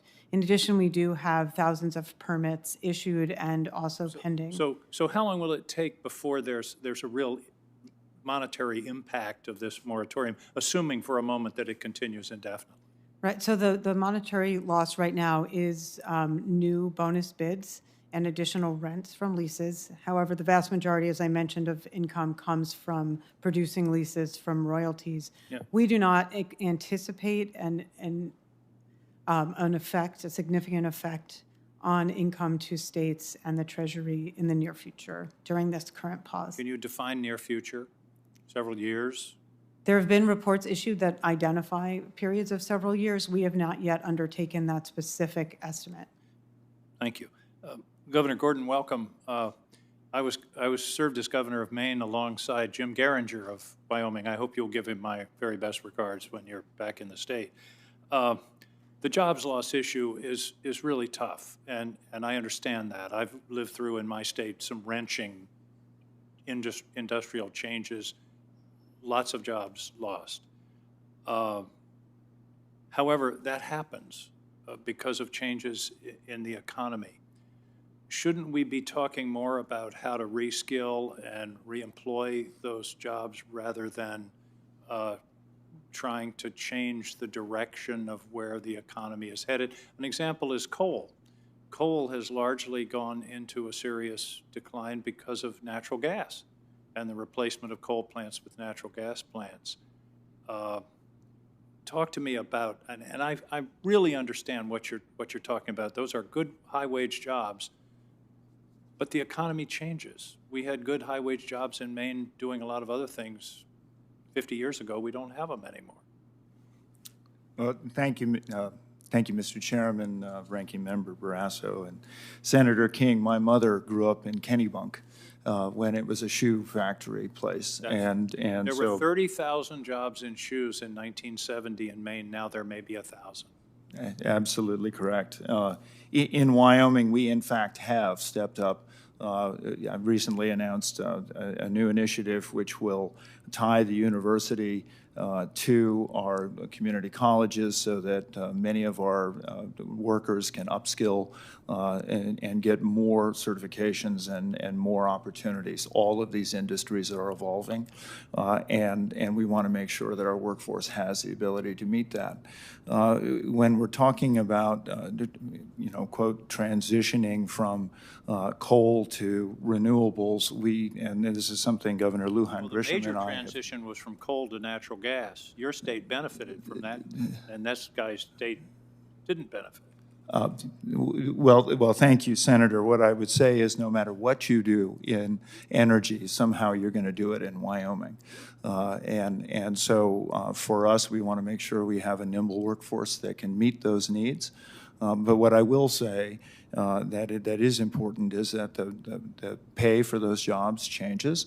There is not a one-for-one opportunity for jobs. This is something that Michelle Lujan Grisham, governor of New Mexico, and I have talked extensively about.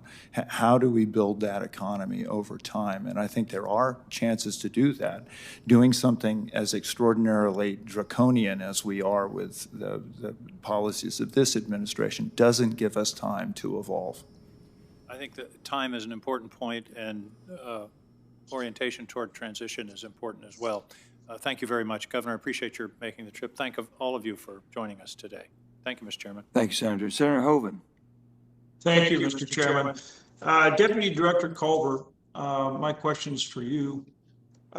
With the moratorium on leasing on federal lands, please tell me what the status of that is. Right now, we have a pause on leasing while we conduct a comprehensive review of the oil and gas program, looking at the fiscal aspects as well as the climate impacts. How long do you anticipate that taking?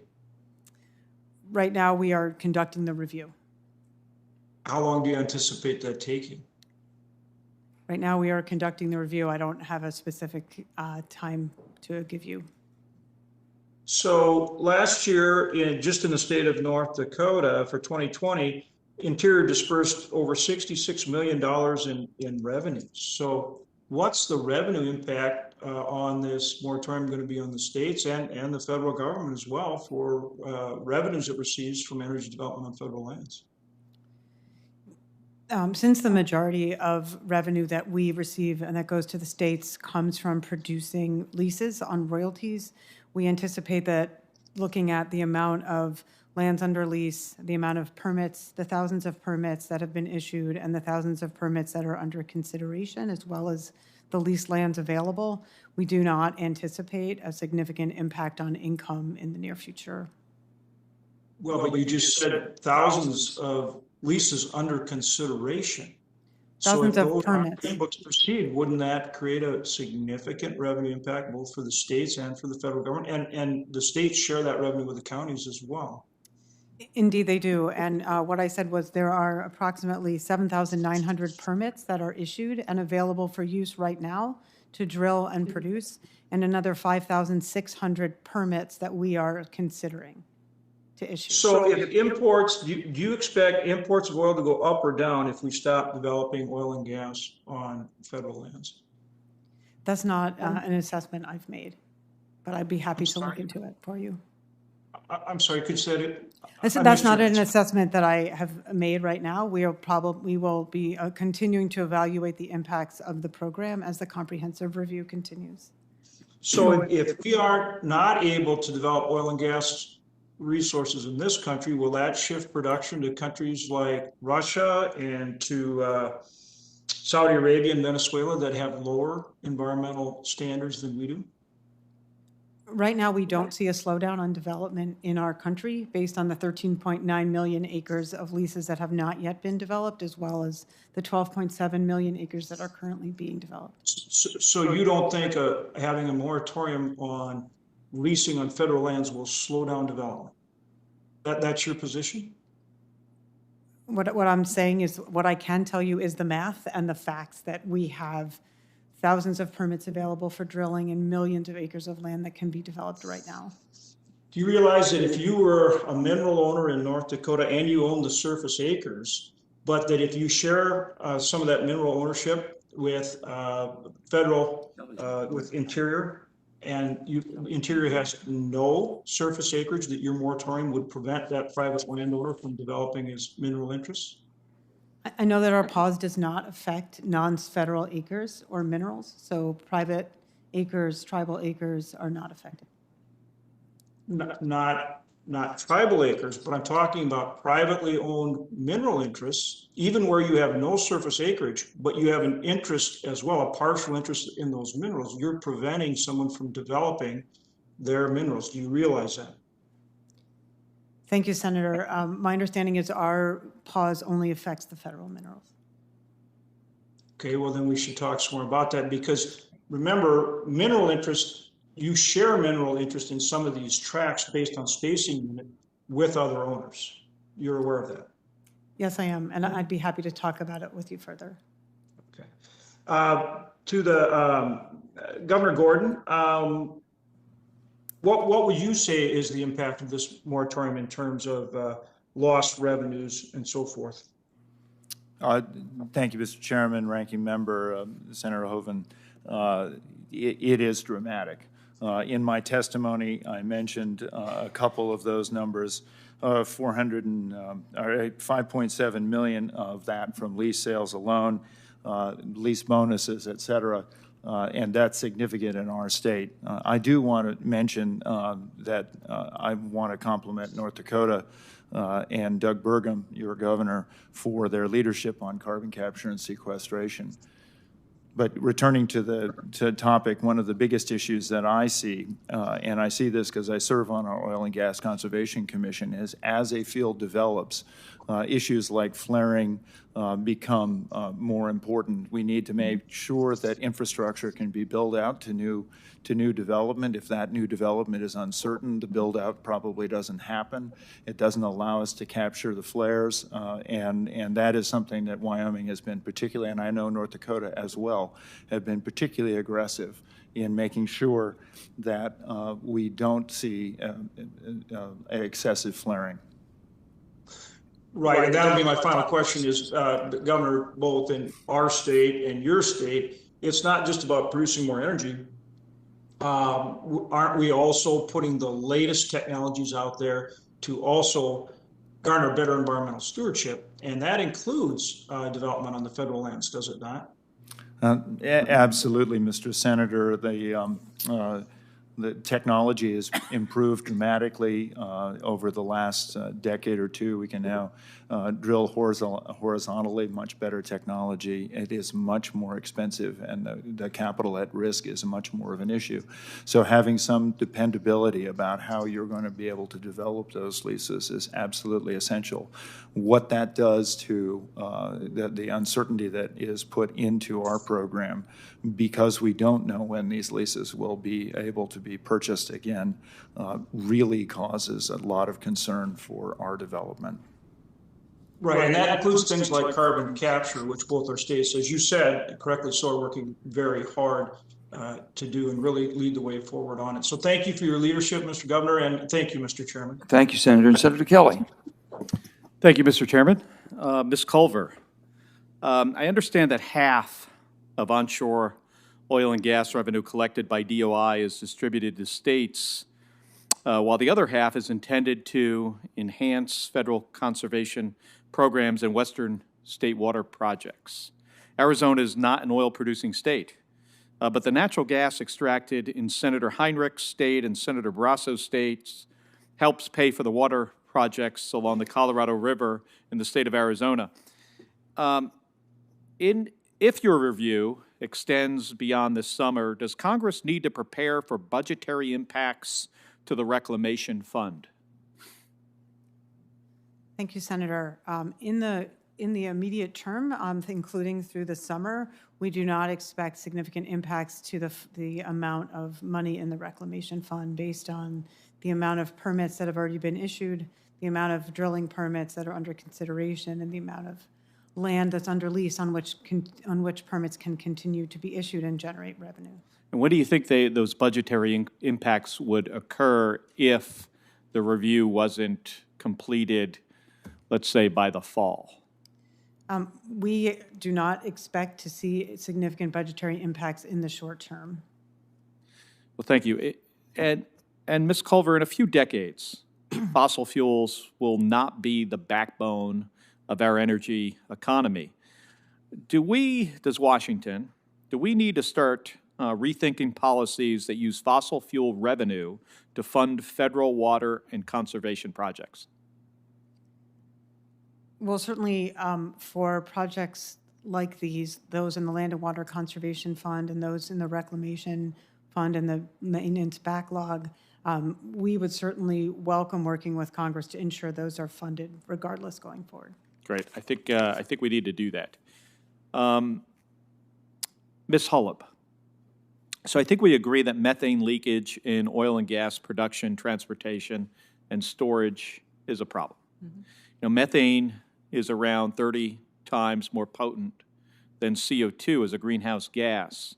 You know, NASA satellites can visually detect plumes of methane from human sources, and the largest hotspot right now they found in the United States was an accumulation of industrial emissions over the Four Corners region. What are your thoughts on the support from companies like BP, Exxon, and Shell for restoring EPA's regulation of methane? We'll go together.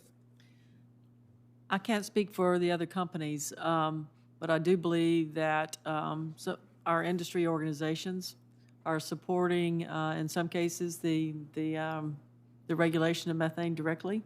I know that API has made a commitment to help member companies initiate best practices throughout their operations, and so we have what's a voluntary program, but we have a lot of companies involved in ensuring that we are doing the best we can to manage our methane. But we, Oxy, I can say that we support the direct regulation. We support the vote tomorrow to go in support of the CRA to go back to more stringent regulations around methane. And do you feel that the majority of companies in your industry are now supportive of that? I haven't taken a poll, so I really can't say, but I do know that we do have a growing industry of support, a growing support within the industry for methane regulation. And I think that some of the companies, or at least I'm sure that a few other companies have already come out in support of the vote tomorrow to approve that. So I think the support is growing, but certainly our industry has, over the last couple of decades, made significant strides to improve the technology and to improve the way we design our equipment to start to minimize what's happening with methane. Well, thank you for doing that, and thank you for your answer, and I yield back the remainder of my time. Senator Murkowski. Thank you, Senator. Thank you, Mr. Chairman. Appreciate the hearing this morning. Ms. Culver, to you. National Petroleum Reserve. What is it in that title that was created back in 1923 under the Harding administration would suggest that this would not be an area that we would look to as a nation for petroleum resources? Thank you, Senator. Under the National Petroleum Reserve Production Act, we are managing that area under an integrated activity plan and are directed to consider both development of oil and gas and protection and conservation of other resources in that area. It's the largest single tract of federal land in the entire country. Its primary purpose is to satisfy the energy needs of the United States. So it's been pretty consistent with that. So I'd like to understand if you are suggesting to me then that with the reviews that are part of this pause, that there is some consideration within this new administration that within the NPRA, this primary purpose, which is to satisfy the United States energy needs, whether you believe that this is now something different. We have not made any such decisions, and we are conducting a review of the entire program. There is ongoing permitting for projects in the National Petroleum Reserve, Alaska. Understand that. So others have suggested that the pause has a chilling effect, to use Senator Daines' terms. I certainly believe that. I would ask you to, I've got 18 letters, Mr. Chairman, that I'm going to submit for the record, 18 statements of support for a particular project within the NPRA. You're probably well aware, the Willow Project. This is a project that has been under review for multiple administrations, beginning within the Obama administration, has gone through a process that most would consider to be extraordinarily extensive. It has the support not only from the Native people, the Inupiaq people of the North Slope, but from our unions, from Alaska's shipping and maritime industries. The list is pretty extensive. And when you look through some of these letters, and it is because of not only the resource that it promises, but some 2,000 construction jobs, about 75% of them would be well-paying union jobs, $2.3 billion in revenue for the state, $7.6 billion in federal royalties, not insignificant. Today in Energy notes that oil production in Alaska reaches lowest level in more than 40 years. What we're producing now, I had an opportunity to speak on the floor last week, but Russia is providing more oil to this country than Alaska is currently. I've suggested that that's not a trajectory that I want to go down. One of the things that is really quite concerning to me, though, as I read these letters, is the fact that the Native people who live and work and raise their families in this region feel that they have not had an opportunity to be heard on this, that this decision for this review and this pause was made without consultation. So a direct question to you is, prior to this pause and the halt, effectively, of the Willow Project and the other ongoing projects within the area, did the department consult with Alaska Native representatives in these areas that are closest in proximity to the land and the projects where these decisions are going to be impacted? Thank you, Senator. I appreciate the question and understand the importance of this industry to Alaska and your concerns for this. President Biden issued the executive order. Since the issuance of the executive order, we have been consulting with tribes, including this week, in depth. So you are saying that you are conducting consultation with the tribes now, but you're doing this after you have halted or paused the review. Is that correct? The executive order was issued in January, and we're engaging in consultation now. We have not halted permitting, but we do have a pause on leasing. Well, you have a pause on leasing. The Willow pause has been in place now for 100 days. I had an opportunity to speak directly with Secretary Holland about what a pause means on any kind of activity when you're operating in the North Slope. For my colleagues, whether you're in Montana or Wyoming or Oklahoma, your reality is you can put it on a pause and you're going to be okay. In Alaska, our season is limited to several months. You know that, you understand that. This is a concern and a consideration that, again, is extraordinarily concerning. I've got one quick ad here, and it relates to public land orders, the PLOs. I don't know whether you have personally received a briefing from the Alaska BLM office regarding these PLOs. The BLM took unilaterally, and in my view, legally questionable action to pause and reopen the administrative record on these completed PLOs. I don't know what the authority is. I've asked for it. I haven't gotten anything. Secretary Holland has said we don't intend to hold up the distribution or the process for Native allottees, our Alaska Native veterans who are waiting for their land allotments some 40-plus years after Vietnam. Right now, I don't have any commitments from anyone. I'm trying to get the Secretary to make good on her call to me that there was going to be a process that was outlined clearly. I haven't received anything regarding that. I want a commitment from you that these allotments are not going to continue to be delayed and that you will provide me a status, like within the next 24 hours, as to where we are with these PLOs, because people in Alaska are anxious, they're upset, they're mad, and we're going to continue to channel that anger because what has happened with this basically relook at these PLOs is absolutely egregious. Thank you, Senator. I am aware of the PLOs, and I can commit to you that Did you talk to BLM Alaska about this? Yes. I have spoken with BLM Alaska. Ahead of the decision? The decision was made, with the Secretary's office and with... So you didn't talk to Chad Padgett ahead of the decision? I've spoken with Mr. Padgett repeatedly during this process and as part of the decision. And I can commit to you that we feel we are on strong legal ground, that there will not be delays to the selections for the Vietnam vet era. Well, I would like you to tell me how you're going to allow for their opportunity for selection with continuing the PLOs in place. Because last I checked, that land is not available to them or anybody else until these withdrawals go forward.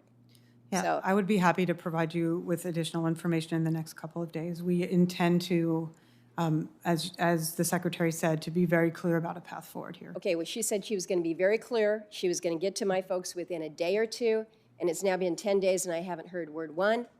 And so far as I know, I'm not sure where you're going to get the authority unless you're going to pull it out of thin air. Thank you, Mr. Chairman.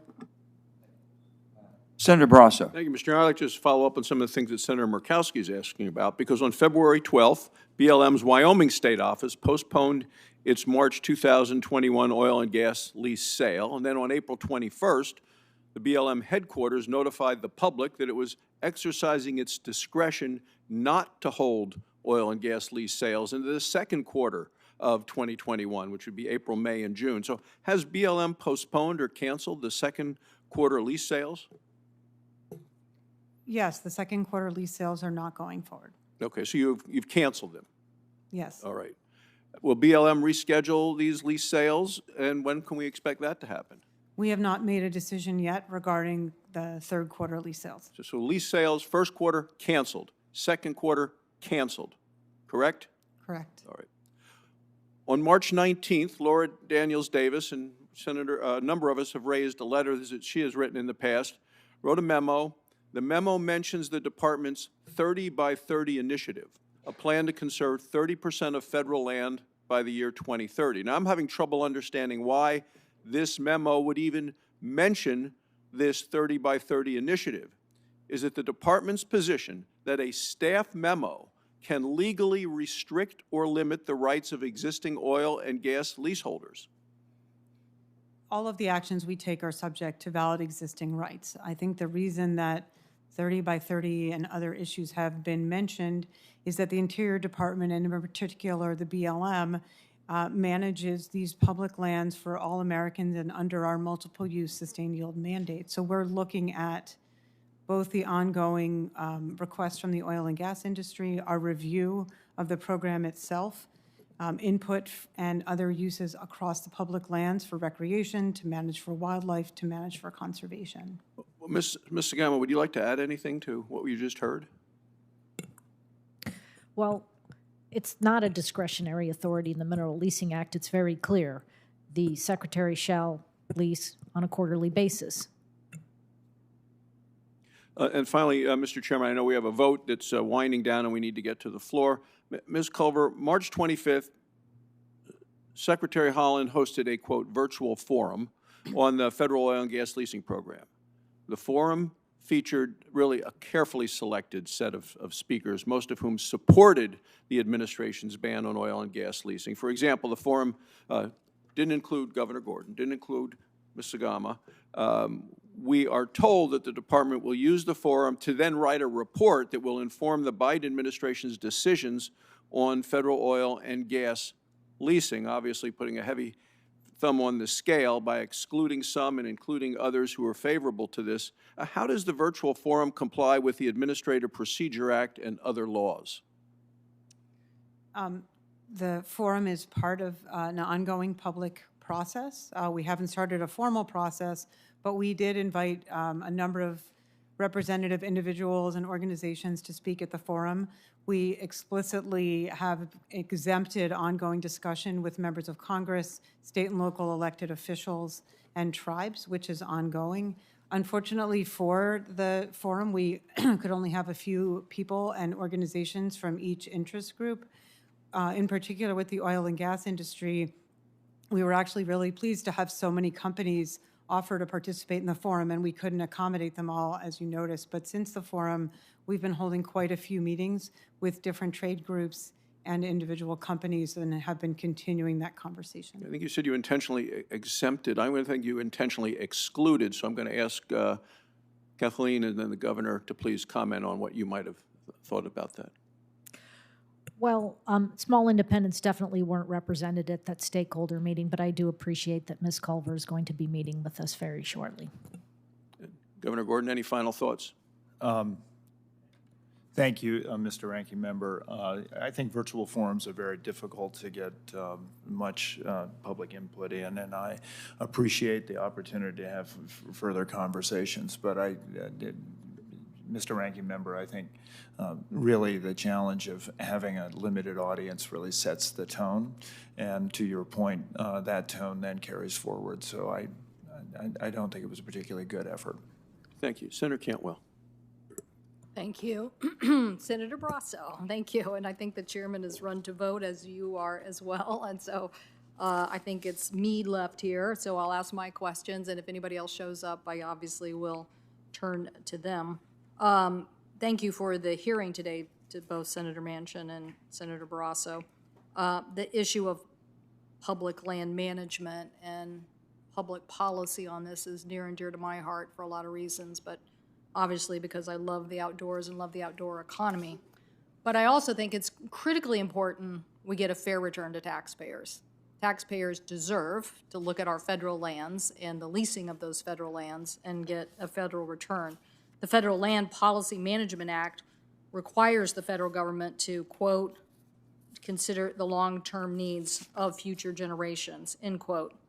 So, given the looming climate crisis and the hundreds of billions of dollars in climate damage we are starting to accumulate each year, I think we need to face the fact that our public lands have an impact on all of this. And indeed, we need to get a fair return to the taxpayers.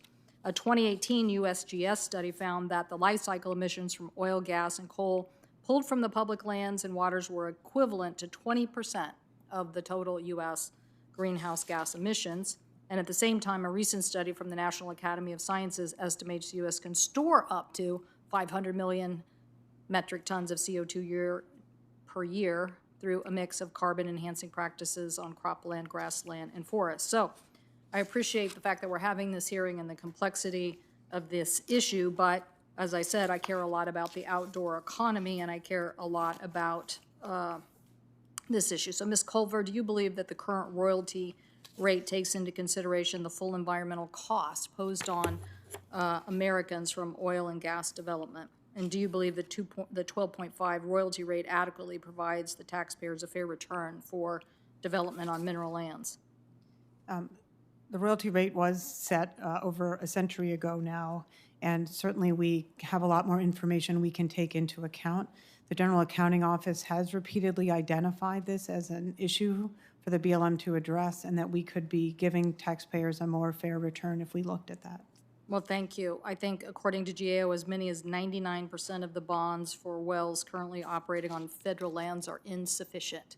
So we know from our own GAO that BLM just got $204 million in reclamation bonds, but the cost to reclaim over 96,000 producible oil and gas wells on public land could exceed $6 billion. So this number fails to account for the cost to clean up an unknown number of abandoned wells scattered across federal land.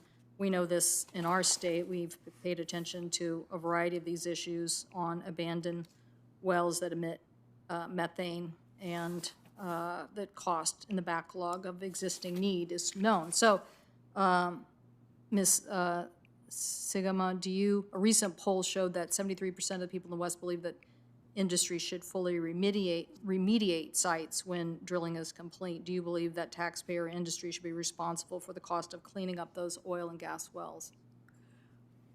Well, under the current system, companies are responsible for cleaning up and reclaiming their well sites. So the number of the IOGCC, the Interstate Oil and Gas Compact Commission, estimates about 56,000 wells are currently abandoned, and that is a result of many wells that were abandoned before regulatory systems came into place, such as in Wyoming, which has been the law of the land for decades now. So there is definitely an ongoing problem of those pre-regulatory wells. But as far as current systems for ensuring that wells are not abandoned and that they are reclaimed, well, companies are already held liable for that. And the bonding is an assurance.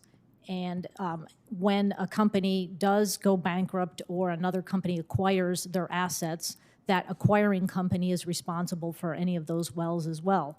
So the current system, the current processes in place is ensure that we don't abandon wells and orphan them today. And that in that rare example, that companies are held liable. Yeah, you're reminding me these assurance laws, we've worked on them in the past. Trust me, I don't think they're sufficient, clearly on the land side, and should be to holding people accountable. Ms. Culver, what steps do you think BLM has taken to hold people accountable on the abandoned mine land program? And what else do we need to do in this area to make sure that we certainly have assurances for companies that go out of business? The BLM, as you noted, has standard bonding rates, which the General Accounting Office has repeatedly acknowledged do not cover the cost of reclamation. And we have learned over the years that when a mining company or an oil and gas company goes into bankruptcy, the funds needed for the cleanup of our public lands do not tend to get primacy. So it is certainly something we're looking at in our ongoing review. Yeah, I've been involved in 2 of these cases in the Northwest, and basically had to make sure that we got the federal government to help intervene. Otherwise, the community would have been left with the refuse and the pollution and no resolution to the issue. And so these issues of the ability to get out through bankruptcy or acquisition or what, we shouldn't have to go to DOJ and to agencies to mandate that the cleanup happens or that the city and taxpayers aren't left on the hook.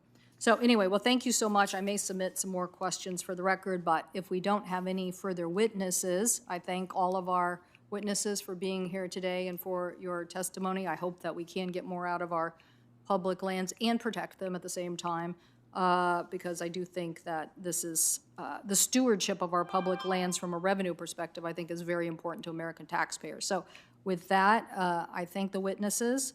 Members will have until close of business tomorrow to submit additional questions for the record, and the committee stands adjourned.